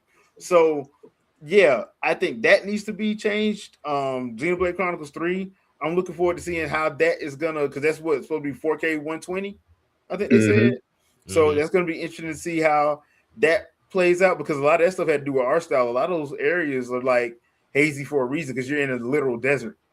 Like, I'm just okay with it being 60, because if it's 60 stable with 7 players fighting at one time, that right there, I'm satisfied with that. Dude, that's crazy. I'm never satisfied. It needs to be 380 frames a second. I'm never satisfied. No. Yeah, that game. There's so much going on in the battle in that game, and I get why too. It's smaller scale than like X, but they put a whole bunch of stuff. That was the dense game, I guess you would call it. And not to mention that giant ape, that level 80 ape, that just walking behind you while you fighting. You're praying to God he don't see you. You're praying to God, because you're level 20. You know how this gonna go out. You know how this gonna work. They put them in every game, man. He just been in that sleep, just knocked out. You're like, please God, don't wake up. Please God, don't wake up. Please God, don't wake up. Please God. Why is he waking up? Why is he waking up? Wait a minute, he waking up because somebody else hit him? None of my party hit him. Why are you chasing me? So yeah. But I did try out the Xenoblade Chronicles Definitive Edition Switch 2 version. Okay. I did the Etherjet quest, Yeah. which was actually that was a waste of time. I love the no Really? pawn, by the way. I love the no pawn. Man, they made it think it was something gonna happen. Oh, I okay. just had to go get some damn ether cores. like, Gotcha. And like I that's said, it. I love the name the no pawn, but I hate the no pawn because I'm like, y'all be trolling. They be trolling, and all they care about is commerce. That's it, man. Oh, dude, them and old boy from Animal Crossing, they make a killing. Yep. Oh yeah. Tom Nook, make a Tom killing. Nook. they're kindred spirits. Yeah, Tom Nook and any of them no pawn, they make a killing, boy. Tom Nook be like, "Where my rent at, bro? I Yeah. need my rent. Or I'm gonna have to throw you down the stairs, man. You don't know how this goes. Like, what? So, I if it's anything to go off of what they did with the Definitive Edition, I think we're in for a treat for those 3 games. Yeah. The other thing I would say, looking at the Xenoblade Genesis trailer, once again, hey, they said 2027. I ain't seen no pawn, man. I saw a cat. I don't want to see no cat. What a no pawn at? We'll have no pawn. There Yeah, will be we'll no definitely pawn. have them because I'm assuming this is an origin story. Well, so yeah. you gotta go and find them more than likely. First of all, that place got 6 sons. Ain't nobody going to sleep. No. Ain't nobody go to sleep. So yeah, that's why old girl was mad. She ain't been asleep in 5 years. Yep. That's it. Like Them 6 rotating. sons, 6. Yep. That's crazy. Bro, hell no. Klaus, just send me somewhere else. Klaus, send me somewhere. Send me back the mirror. Just send me back the mirror. Yeah, because Mirror just had multiple moons. They didn't have. I can deal with that. I ain't trying to be over here with those 6 sons. Hell no. It's 103 on one son, 95 on the other one, 80 on that one. No, I'm not dealing with that. Cooking. Yeah. I'm not dealing with this. Hell no. Send me back the mirror. So I'm right there with you. But yeah, that was interesting to me. Along with all the stuff that they released for that. So I'm wondering who did, because I know they've been hiring for the Monolith team. So I wonder how many employees they got at Monolith now. They got to be over 300 now. They gotta be. They own too many projects. Like too many. And they still it's not they like they put hiring. 1 or 2 person on it. Yeah. They put about a good 10 to 15 people on these games, if not more. Yeah, so that's going to be interesting next year, because that's supposed to be Q1 next year supposedly. So I'm thinking probably February. Yeah, probably. They'll do the February, maybe March at the latest, kind of thing, and just go from there. And they'll probably they'll have like 1 or 2 directs dedicated to the game, because they got to explain multiple gameplay systems, so they'll do probably multiple directs on it. Yeah, they had to do that for 2 and 3, and they didn't do a good enough job in 2. If you're asking me, because I'm like, they 2 just got on my nerves with how. No, I shouldn't have to have a master's to understand your damn fight your fight system. Yeah, like X had 3 of them, but it kind of like they kind of talked about like the how can I say this? They talked about the economy was in one video. The other one was about modes of transportation, and then the third one was about battle. So, and that was it. And they didn't talk about overdrive really at all, to be honest with you. They kind of figure that out. Yeah, they left that alone. Yeah, which actually works out. But it actually worked because it was better. That was the easiest thing to learn. Yep. Now in 2, that was not the easiest thing to learn. No. That they should have did a direct just for that. So that's one that I'm like hesitant to start over. I've been thinking about starting over now that this update's coming. And I'm like, do I start from because I didn't finish it. So I'm like, do I start over from scratch with this new update, or do I just kind of keep it running? I'm gonna. Have you played Torna? I'm gonna start with Torna. No, that was the one I did not jump on. Yeah, I know that update's free. Start with Torna. While you have the opportunity, since you've already played the majority of the game, play Torna, beat Torna, and then go into playing 2. Like, you will reappreciate that game all over again. Yeah. Okay. Like, a lot of stuff will make sense too. Because that's what I'm gonna do. I'm not gonna restart a game of 2. I'm just gonna start Torna over. I'm gonna start from scratch with Torna, and then I'll go back in there and see how I want to do that. But that's the thing that just got me about the Xenoblade. And then people were complaining about that. I'm like, you ain't getting forced to buy nothing if you don't want to. So stop complaining. Yeah. It's for people that want to buy it. If you don't want to buy I haven't even looked on eShop yet. What are they, $5? $10? It's $10 a piece. $10 a piece. $10. Yeah. Okay. I already pre-ordered. That's a lot for the content that they giving you. It's not like they're saying, "Oh, here's 4K 60 and that's it." They adding extra stuff to the game. You got two extra side quests in uh, the first one in Definitive Edition. You're Yep. supposed to have 2 and some. No, the costumes are also in there too. Um, you got costumes and some more side quests in 2 and 3, and there's even something that's supposed to happen in Future Redeemed. They added something. Okay. They didn't say anything about Torna though, but they did come back and because somebody did ask them afterwards, and they did come back and say that yes, Torna and Future Redeemed are also getting the 4K 60 treatment. Okay.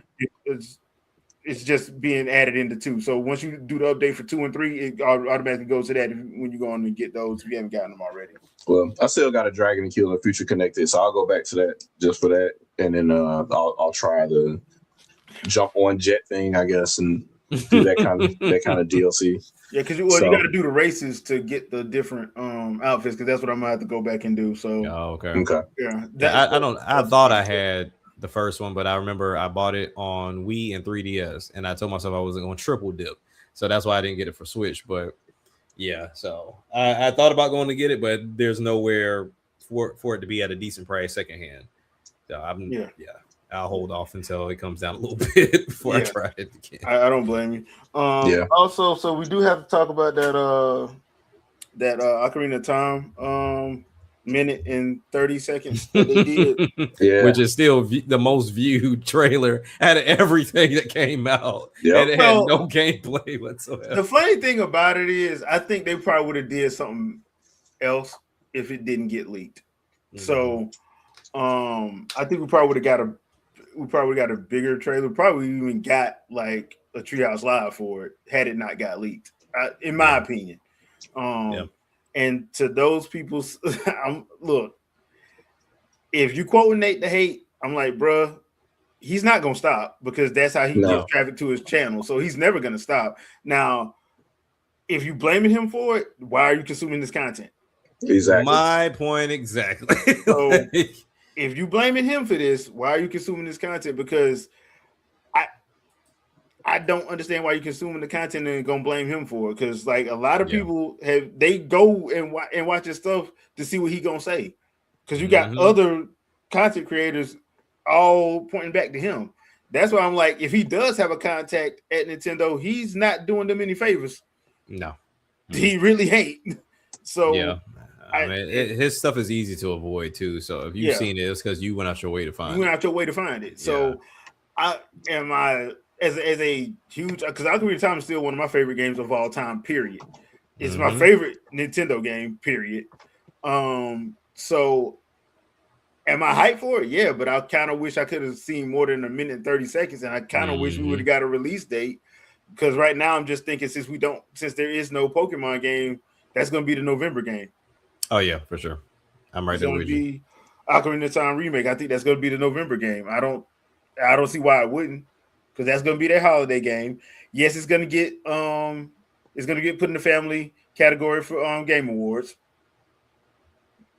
There ain't no way in the world Jeff Keighley's gonna have that at his show. There ain't no way in the world he is. No, so that's not gonna be for Game of the Year, because it came out 28 years ago. So it's not gonna be for Game of the Year. So it's gonna be in the family category, and it may or may not win there. So depending on what Sony put out. I'm pretty sure now the source is a combination of third parties getting notified that they're going to be in a direct, and it's not the trademarks, it's ESRB ratings.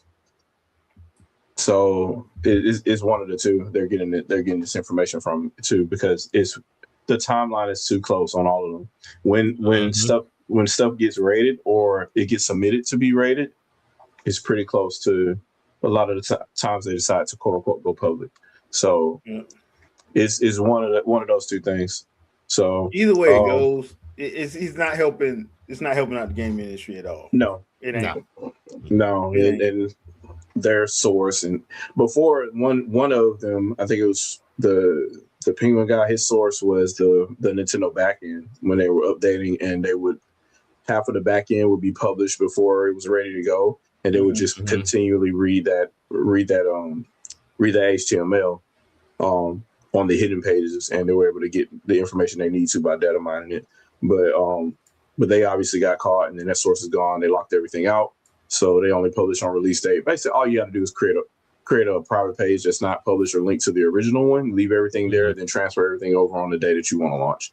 So that's obviously that was the fix that they did, but this is it is becoming a thing where it's ruining some stuff, but at the same point in time, like people, like it doesn't ruin anything for me. Like even if I hear somebody say something or whatever, I just take it goes in one ear and out the other. I'm like, it may or may not happen. Who knows at this point? Well, and if it does happen, this one time out of like 900, they were right. Great, cool. Well, we know it affects them, because if it didn't, there would have probably been April Direct, and they probably wouldn't. We probably wouldn't have got a Star Fox Direct that was literally 5 minutes before it went live. Yeah, so but that's just Nintendo trolling though, and I don't blame them, because you know, like they put fillers out there anyway to see who will report on whatever stuff, and they're like, well, they bid on it, so we're not doing that. We'll do whatever we want on it at another time. I just thought it was just petty. The whole Star Fox Direct was petty. I just thought that was petty. I'm like, sure. God damn, that was petty. I'm like, y'all didn't have to do that. Y'all couldn't give nobody a day. Y'all gave them literally 5 minutes. Honestly, I think it was good that they kept it this long and this close to the chest, considering you're talking about a studio in New York. Like I'm imagining somebody there at some point in time during development was like, oh, I got break NDA fever. But apparently that didn't happen. So y'all do know the hand does still operate in Japan, right? Yeah. They don't play. They don't play, and them lawyers come down. Yeah, well, I'm like the hand, you know, they work for people. You know what I'm saying? Nintendo know what it is, man. Hopefully, they have a clause in there where they could come after you even if you're a former employee, because these are trade secrets and you're effectively damaging them. Yeah, if you know them, like you probably more trouble than you can think. So we got a question. How about the art style? All just going off the Link, how Link looks at the end where he's having a nightmare. Doesn't bother me at all. Talking about the Shoshinkai demo with Ganon. Yeah. But I'm like, yeah, kind of. But I mean, Nintendo did that too with Wii U. Yeah. So they just it's the easiest art. They have that art around, so they create a demo and do what they do. So I wouldn't say it's just that or that it's going to be fake or something to that effect. It's just when Nintendo did those demos, it was just what they had around to make whatever and to advertise the engine or the new console they're trying to sell. So yeah, that's why I never understood this is what the next Zelda was going to look like. Like it's never worked that way. No. Even when they advertised, what was it? Super Mario 128. Like, that was a demo. That was a demo. Like just to kind of showcase things. Demos rarely, if at all, ever look like the actual game. But I do think what we saw will be very, very close to what the actual game will look like. I think whenever we've seen a preview of a game, Nintendo stuck pretty close to the chest. I've never, outside of like Smash, you don't really see any of the cinematics that far off from the actual gameplay. Yeah, the last time we got a visual overhaul from Nintendo, it was actually Monolith, and that was Xenoblade Chronicles X, and that's only because it was so early alpha when they dropped that footage.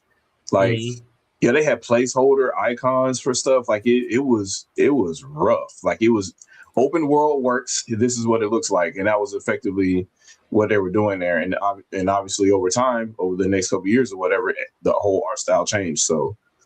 And now it looks even more different now in Definitive Edition. It looks closer to Xenoblade Chronicles 2 somehow. I don't know how they did that, how they made it look like both X and 2 at the same time, but I don't know. Yeah.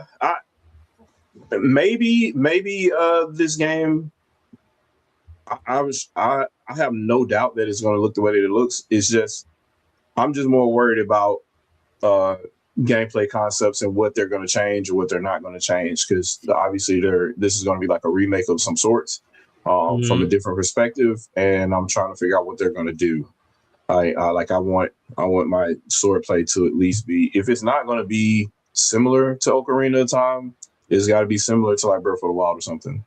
Right. So Yeah, and that's the only thing that I'm really worried about if there was a thing, but they don't really miss when it comes to Zelda. They just won't release it if it ain't good. So Right. Yeah. The only thing I want the water temple to be um confusing as usual. I yes, want my I want my Dark Link fight to not make any sense unless I had a big Goron sword. hmm I want my Gerudo soundtrack to be off the chain. Hopefully, have some rap music so it really piss people off. Um, yep, and I need the bottom of the well and the Shadow Temple to just be hard personified. yes. Yeah. Like I said, That for was me this won't be my first time playing it, but playing it in full for sure. But I think this game really is going to make people appreciate Breath of the Wild and Tears of the Kingdom a lot more, solely because that's when they entered into Zelda. Because I do feel like there are a lot of people that haven't experienced like the dungeon, like old style of Zelda, and so when they fell into it, they heard a lot of people that grew up with Zelda like, "Hey, we want the dungeons." yep. So I think when they play this, I'm like, well, you know what? Kind of prefer the other two. So I'm interested to see how many of new faces they drag in with this game to where they may say, you know what? Nope, we like this style better. I, Or how many people that stay the same. on that note, I'm wondering now: will they redesign the dungeons to where there are multiple solutions now? Because like Ooh. they're used to doing this now in Breath of the Wild and Tears of the Kingdom. So, are they going to do a thing where you can kind of like hack a puzzle if you know how to, if you know what the answer is supposed to be, and you kind of like substitute another item to do whatever? I'm wondering if they're going to do that kind of thing, or strictly stick to you don't have item A, so you can't go here, therefore you can't do this, and Oh, that's gonna piss people off for sure. that would For people definitely that are piss not people used off. to it. I don't. Well, to me you probably can't do that because it is Ocarina. If you were talking about something else, then yeah, but it's Ocarina. Yeah. You don't want to touch that too much. Like to me, if you want to add the stuff you had to cut back in, like the light temple, like some of the stuff that they was trying to, it would actually be interesting if they actually found a way to put in some of the stuff with Sheik that I heard through the grapevine that they wanted to do for that one and for Twilight Princess. Um, so if they're able to do that, yeah. But I think Ocarina of Time, what makes Ocarina of Time is the fact that it is the dungeons and it is the music and it is the story how it's laid out. If you start Yeah. So messing with that, if you start messing with that too much, like that's good because it's not supposed. It shouldn't. If you go into this game thinking it's going to be Breath of the Wild, Tears of the Kingdom, you need to read up. Where the so information they since read. since you said that, right? Interesting question. Do you think a jump button makes it in? No, Mm. no. Okay. Especially if they do like they're doing with Star Fox and letting you play with the N64 controller. It's No, his for controller, yeah. It is gonna be OG. it's gonna be OG because you didn't need it. You honestly Yeah. didn't need it.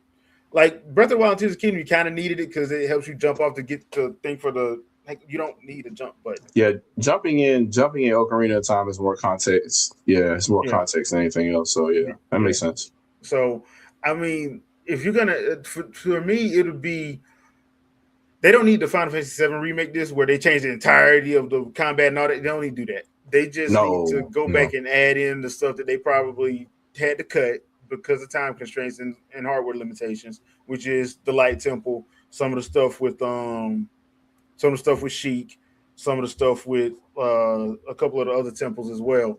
And if they want to voice act everything out and put multiple cutscenes in, fine. They had cutscenes in the original, so it ain't like they Yeah. didn't. So if you want to, expand those out, then yeah, sure, go for it.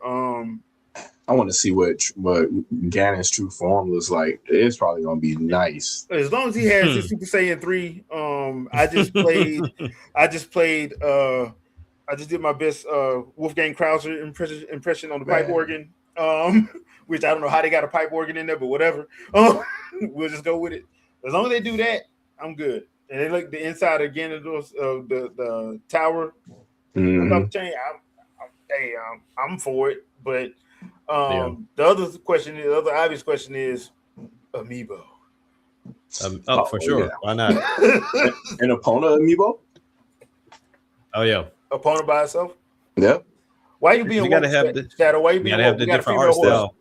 Right. I guess we need to come up with a male name for this horse then. I don't know. Oh, and the horse is brown. Oh, man.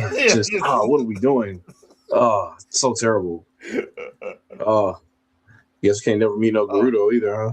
That's the one thing they ain't complaining about. The one thing they ain't complaining about the Gerudo. You're like, you don't never hear nobody complain about the Gerudo, do you? That's terrible. Link talking. It's facts. It is facts. That's what it's like. Okay, at first I was gonna say no to keep it in line with the other ones, but since they got this movie coming out, yes, he gonna talk. He need to talk. Sure. He needs to talk because people think he's mute and he's not. They really do think he's mute, and I'm like, no, he's not. Like you can tell people are interacting with him, and you can tell that he's answering their questions. They just don't.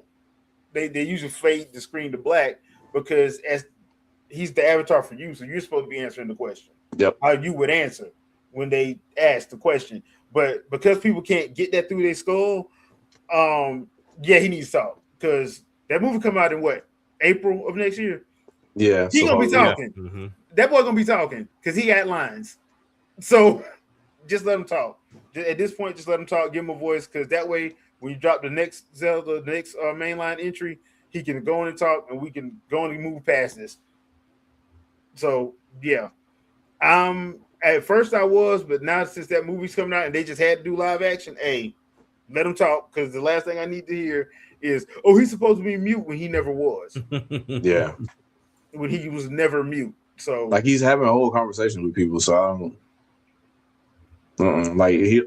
You'll it'll do a fade to black, and then after that it'll be a cutscene or it'll be words from the person that says, so this happened, this is what happened. Like, so obviously he told him. He told him, yeah. Yeah. So especially in Tears of the Kingdom, he pretty much explaining stuff the whole first half of the game. So yeah, he can talk. It's just that people are being people. Now I know people kind of confused if you play Metroid Prime 4 when you see when Samus meets the fangirl, Orange. I love her, she's awesome.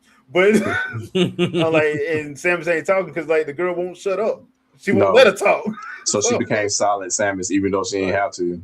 Like, damn, I was gonna answer you, but you won't. All right, Sarge, get your girl, Sarge, please. Yep.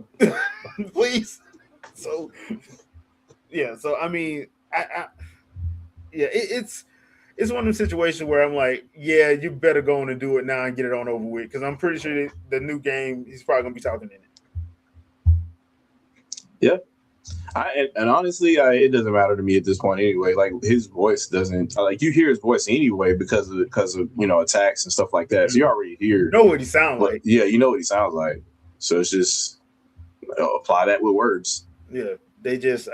But you know how some people are, so you got to spell it out for them a little bit at least. So yeah, that's why I'm like, yeah. At first, I would have said if that movie wasn't coming out, I probably would have said no, keep it like it is, like it was in the first game, in the original. But I'm like now, no, let them talk. Go on the higher voice actor, let them talk. Yeah, because when you go in that theater in April, and he's talking up a storm, you're gonna be mad. Yep. Some people are gonna be mad regardless, even though I'm like, yeah, he's supposed to talk. He talked in that cartoon in '89. He talked in the Captain N episode he was in '92. So the character can talk. He's not a mute person. So just let him talk, and let that be the end of it. So there's that. But overall, from all of it last week, I thought this was probably one of the better ones across the board, period. Mm-hmm. Yeah. Even Xbox. Yeah. Xbox was good too, yeah. I'm playing Gears. Yeah. The only problem I had with Xbox was that Gears of War E-Day thing, because I'm like, y'all are trying too hard to be hip with the youths, as they say. Oh yeah. I'm like, y'all trying too hard. And then on top of that, I'm like, y'all using every other buzzword. And I know y'all didn't play this game originally, because y'all are not the original team that made that game. So let's cut the BS. So Y'all changed up the story, which I don't think you needed to do. And which, hey, if you want to do that, it's fine, but don't pretend like, and don't dropping F-bombs every other, like, come on, man, y'all. There was a couple people in there like, okay, dude, y'all this is cringy now, dude. It's a retcon with the young Marcus Phoenix or whatever. I guess. I'm sorry, it's just me. I liked the cover mechanics. Stop and pop is what Chris Basinski used to say. Yeah, stop and pop. But active reload, I don't know what it is. Like, that's so addicting. I don't know what it is about that. Like, I wish it was in more games, and I want to reload even when I only shot one round. I want to reload because I want to have that active, like, for more damage. Like, I want every shot to be maximum. So I'm like, I'll shoot one just randomly, and then I do active reload on the next one. And yeah, I don't know. It's something about that system, and they kind of got that right. So every game I want to play for that reason. So, and obviously, chainsawing people is kind of fun too. So, I look forward to that. I don't see the forced physics stuff that they put in there. It's kind of weird. Like, oh, you can shoot through the glass, and I'm like, yeah, it doesn't do anything to the game. Cool, but how does that? You know what I mean? Like, it's got to be to the point where that's a critical gameplay aspect. Because at this point, it just looks like you made the scene look cooler. Other than, like, how do you do this to, like, make sure that, hey, being behind glass isn't exactly safe, but it should not be safe for you or the enemy. Like, and yeah, he shot through the glass to kill those guys or whatever, but we didn't really get to see them shoot back through the glass. He just kind of ran around and ran up to a dude. Instead of seeing how that's obvious danger now because you killed the cover kind of. And I kind of want to see how the bullets go through too, because obviously that's the thing now where, like, you created negative space where there was positive space, but there's still textures there. So yeah, I want to see how that kind of stuff works too. But I guess we'll see. But other than that, I definitely want to play it, so I'll be on that day one for sure. Yeah. Like I said, I haven't really seen anything bad. So if there was anything, I guess I'll remember after this. That's usually how it happens. Time we end the podcast, I'll think about it, or we'll be at the end of this when we disconnect, like, we'll be talking in the lobby after that, and I'll remember it. It's for whatever reason that happened. So, but yeah, I'll. Other than that, I liked everything I saw. So, I don't know. Go consoles, I guess. Yeah, I'm about to say there was no way that you identified yourself as a gamer and you didn't walk away liking something out of these events. Yeah. Yep. Like, previous years I could have seen that, but this year I don't see that. I don't see that. So everybody connected. Or go PC because of Stellar Blade Blood Rain, I guess. Hey, I'm still counting on that going to Switch too. If the first one came, if the first one's coming, I'm pretty sure the second one's coming too. That's why they're doing it. Weird conversations on Twitter being had right now, and I'm like, the game is captured on PC. If you're saying that it's not coming to consoles, then it's not coming to PS5. Like, right? What are we talking about here? So I'm just looking forward to Stellar Blade on Switch 2. Like I told Jay, they doing amazing on the advertising. They just haven't given us a date. Yep. Phantom Blade Zero. I've been seeing like some more content pop up for that one. Oh my goodness, I'm ready for Phantom Blade Zero. Yeah, that's September, right? I think I pushed back, I believe. Okay. Yeah, so it might be September or October 1 or 2. But even then, like, we got so many games that are just dripping out at this point. Like, this month alone, if you haven't played Devil May Cry 5, that and Star Fox are coming out right after one another. Yep. Like, you have that ability to play that. July, while we do have like Rhythm Heaven, we have Splatoon, Raiders is dropping. One that keeps getting forgot, which I understand why it's being forgotten, because the game keeps getting shown off, and they just announced it for Switch 2, and that's Dust Fade. And the creator specifically was like, if you like Kingdom Hearts, Jack and Daxter, Ratchet and Clank, get this game. And when I played the demo, he ain't lying. So it's like, it's there. Like, there's a lot to play regardless of what console you have. It's a lot to play. It's looking like Switch 2 doing it though. Like, it's looking like more and more. Do you need another console? It's starting to become a question. It's getting there now. And people, they make their little jokes and stuff. And they're like, "Oh, it's a late port, this, that, blah, blah, blah." But it's there, and it's coming. It's there. And now they're day and date because Kingdom Hearts 4 is launching on everything. So what are we talking about now? So it's becoming a thing. So Sony probably struggling. They're probably really like, we need a handheld out there immediately. Well, here's the other thing too. Why are you mad it's going somewhere else? If you want a sequel, why are you mad it's coming out somewhere else? Because I'm sorry, last I checked, a lot of these games, especially third-party games, ain't doing as well as y'all think they are. No. Hell, some of the first-party games aren't like Soros not doing good right now. Yeah. So it's in their best interest for stuff to go multi-plat if you want to see it continue. Because dude, I hate that last Spirit of Mana game got canceled. They got canceled a week after they released. What the? So yeah, like bro, come on, man. Yeah, obviously the biggest dagger to my heart was how they did Hi-Fi Rush. That was just come on, bro. And like, then for people to have the nerve to blame Phil and Sarah and Matt when you could tell they didn't know that was gonna happen. They didn't know that was gonna happen. That was not their call. I can't wait to see what happens because like I said, everybody loving old girl now. Wait till Satya make a call that she gonna be in the same position they in. They was in. She already talking about money, so you know it's a go. Everything's a go now. They're gonna pull whatever they need to pull. I already made a tweet earlier last week. I said, go ahead and expect a cheaper Xbox than what you think it is, but it's going to be completely subsidized. Like, first console where you require a subscription to use. Like, don't expect it. I don't know what else to tell you. You getting Azure. Yeah. You getting Azure. One way or another. You getting Azure. Especially because of how pricing is going.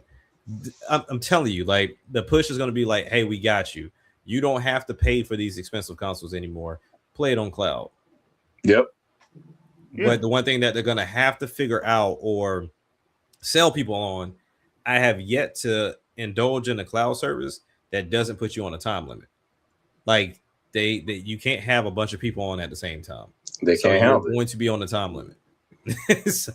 Or they'll give you an off-peak bonus or something. They'll say, oh, well, you played during 2 a.m. or something. You get so many other gold coins to go buy another game or something, or subscribe to another game. They'll do something like that or whatever. They got to do something because, server space is a hot commodity, especially now with all this AI stuff going on. So those data centers that they're building up, they can't afford to have them running for a game like that compared to what enterprise is doing elsewhere, because these gaming companies are not getting government contracts like these other companies are. So good luck. I can't name a single gaming company right now that's getting a government contract. No. Maybe Microsoft themselves. That's it. Like, but I doubt it's on the gaming side. No, it's not. Not at all. Not at all. So it's just one of those things where they can't afford it. Like they need ROI to be able to afford a lot of these things. So you can't just government and then make play money and then things happen. Like they can't afford those ventures. So yeah, man, it's interesting, but not interesting at the same time because a lot of these things are predictable. And we've been saying a lot of things that we've been talking about for a long time are finally being obvious to people. Or also talking about, hey, well, we don't profit off Xbox. You never did. You never did. It was a lost leader from the beginning. Every Xbox One was like, what are we talking about? I had to tell people, PlayStation's like that too. Like it's not when those consoles are not sold at a profit at all, and they just take that R&D cost and they're like, Sony Ericsson doing bad. It's doing so bad that it's almost the entire R&D of PlayStation worth over there. Go look. Yeah. So it's one of those things, man. It's just odd, like, because obviously you can't compare that to what Nintendo does because they actually budget, but that's a whole nother conversation. Yeah. But no, good fake E3.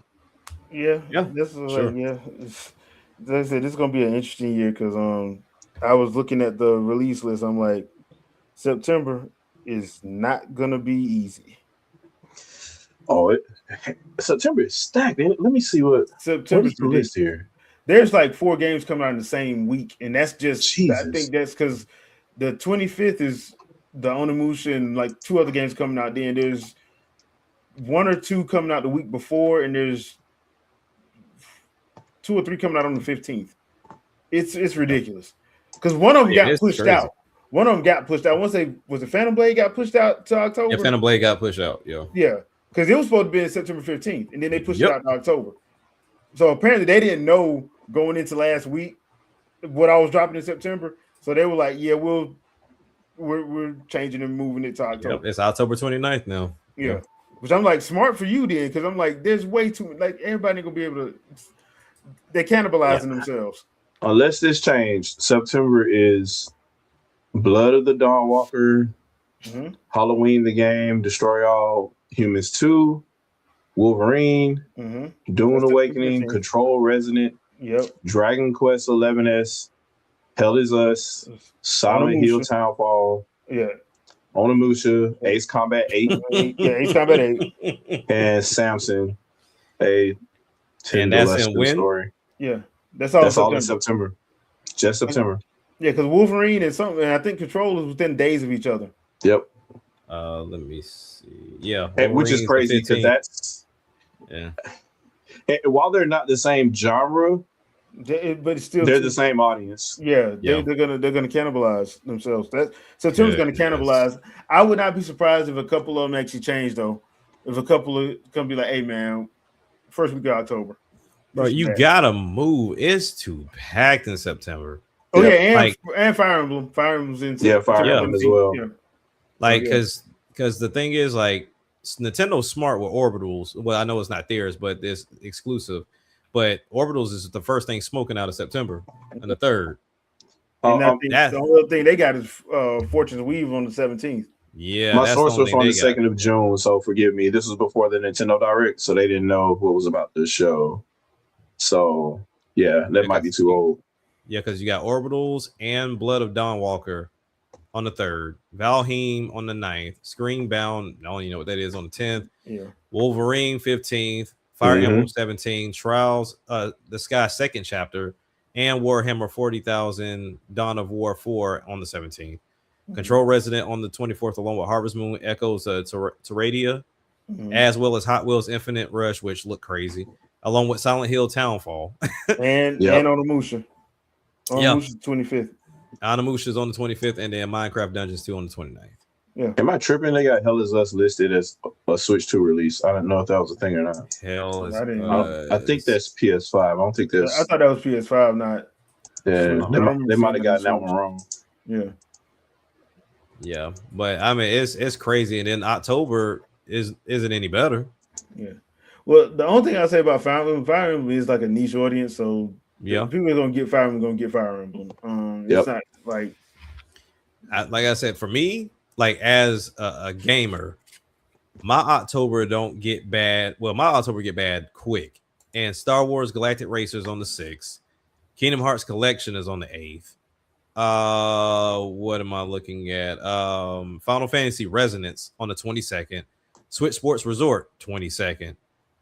One Piece Grand Gourmet 23rd. And then Phantom Blade Zero on the 29th. Like, and if you're into Call of Duty, 23rd as well. That's ridiculous. Yeah. Like I said, November's butt naked. Like, they just really, like, you release before or after, your sales gonna be what they're gonna be. Like right now, Godzilla, Wilders of Essence, and Barbie Rewind are the only things there with Grand Theft Auto right now. That's crazy. Yeah, Barbie ain't scared of Grand Theft Auto. Barbie gonna. I mean, Barbie gonna do what it's gonna do. Yeah, the Barbie gonna do numbers regardless. Yeah, Barbie gonna sell her little 10K and keep it moving, and then and look, after Christmas, watch her pick up a meal. Like, so, and that's we're still hoping Ocarina falls in that November. Yeah. So it could be October. You never know. It could be October. Could be November because they didn't say. I wouldn't put it out. I wouldn't put it. I wouldn't. I wouldn't put it there. The only way I see them doing it, because didn't the original come out in October in '98? Over here, I forgot when it came out because it was it '98 or was it '97? When did that come out? Well, I think over here it was '98. In Japan, I think it was 97. Yes, it was. Yeah, 98 game of the year. Oh, Yeah, so it came out November 21st, 98. Yeah. yeah. Yeah. And then North America was November 23rd. Yep. So they might just do that. They might just be like, okay, we're gonna do November for that, just to Yeah. you know. Like I said, there's no reason to be in October. Because as far as their games, they don't have anything but Switch Sports in October. And they don't mind releasing 2 games in the same month. No, especially So, if they're 2 different genres. So yeah. So I'm tripping because I'm like, what if this game doesn't launch on November 19th? That just like Grand Theft Auto? Yeah, everybody just created their schedule. For no reason. Yeah, because we haven't gotten any marketing yet for that game.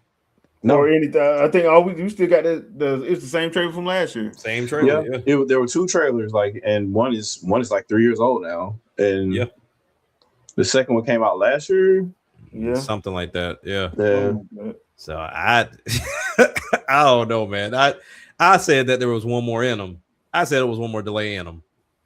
I still believe they got one more delay in them, but we're gonna see. And if they don't delay it, they'll have to do, like, after the fact patching and DLC for, like, PS5 Pro or, Series S or whatever they're going to do. They're going to have to do some after launch patching, because they're not. Yeah, they're barely ready for PS5 and Xbox Series X. They're barely ready. And my thing is like, and this is the business person in me. Grand Theft Auto 6 has already cost you a whole bunch of money. You still bringing in a lot of money from Grand Theft Auto 5 online, so it's not like you hurting. Like, and then the creator, I mean, I think they already said that Grand Theft Auto gets a blank check anyway, so they can spend whatever they want to spend. I say postpone this solely because Xbox has taken such a big punch in the face that was part of your sales. Yeah. Essentially, if you release on the 19th, you might as well say you just sold exclusively on PS5.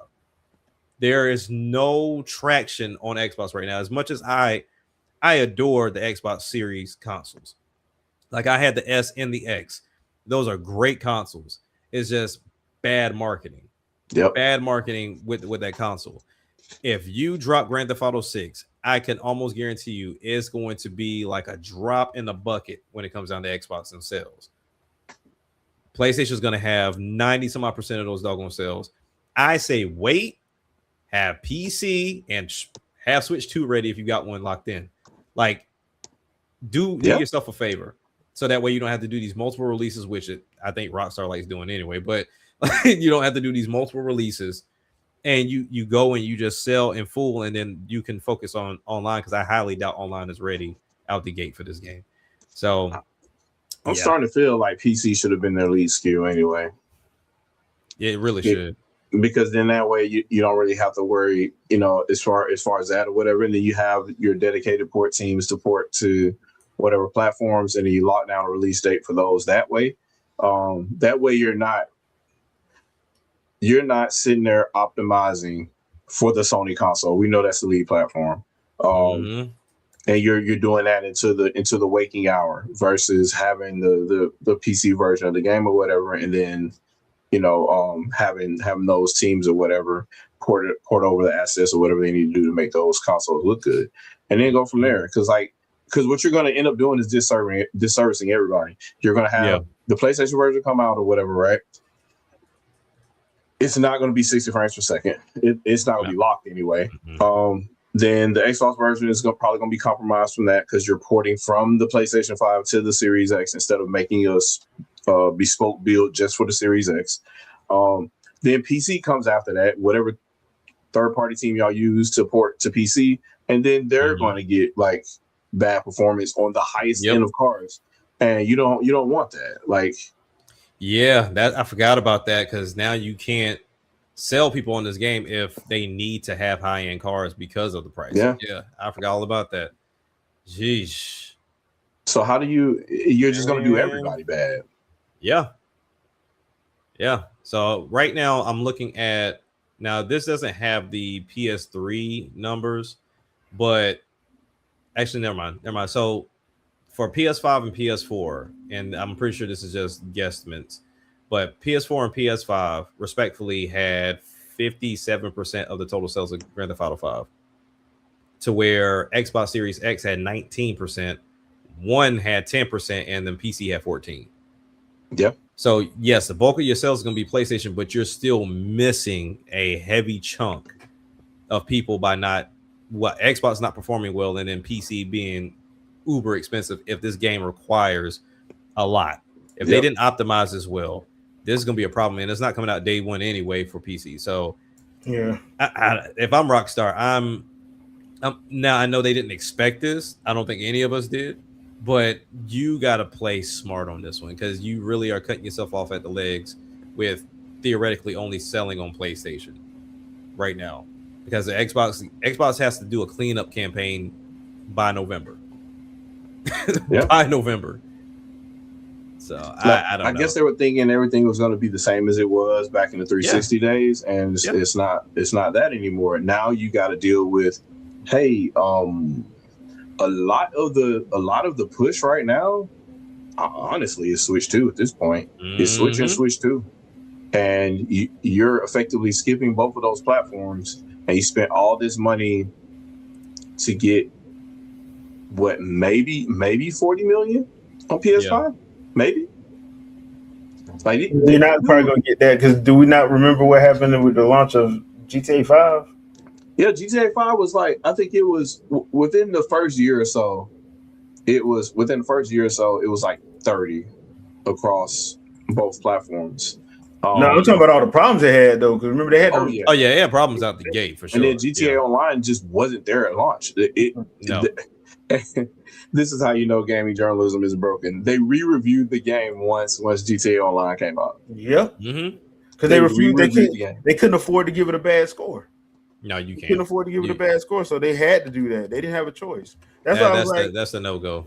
Yeah, that's how you knew everything was rigged. That's when you knew everything was rigged. Like, play games for yourselves, folks. These influencers and gaming press, they're compromised. They've been compromised for the longest time. Like if Gerstmann Gate didn't tell you everything, I don't know what else would at this point. They started a whole they wouldn't even have the podcast they have right now had that not happened to him. Like, just let that sink in for a minute. Like, a publisher said, we don't want that guy giving our game a bad review, and he was gone. Yeah, pretty much. So that's it happens. All right, people, that's our episode for tonight. I hope you guys enjoyed everything. Anything you want to pimp out, Shadow? No, not right now at the moment. Still working on some other stuff. But I'm enjoying Sawano again because I'm watching Kill la Kill. So great music there. And a very interesting anime, that much I will say. So that's all I got right now. Gotcha. All right, Jack, got anything you want to pimp out? Not really. Like I said, just playing Inazuma 11 again. My son got me back on it. After watching, I don't even know if you want to call it a cartoon or an anime, but they have this new series on Disney Plus. It's I think it's called like Dragon Spirits. It's a soccer cartoon anime, and that is fire. Like it's on point. It's what I think 11 or 12 episodes. And season 1 just dropped, I think, earlier this week. I didn't even know anything about it. It just popped up. First thing we pulled up Disney Plus. So if you are into those over the top sports type animes, that's in the alley for sure. All right, cool. I have to check that out then, because sometimes the sports animes be hitting, bro. But oh yeah. All right, so next week is Father's Day, so we will not have an episode. So next week is Father's Day. It's on the 21st. So we will see you guys on the 28th. Then where's my calendar? All right, yeah, we'll see you guys on the 28th. We'll be back on the 28th, and that'll do it for this week. Thank you, everybody in the chat. We appreciate you, and we will catch you guys on the next one. Peace out, people. Peace. Later, y'all.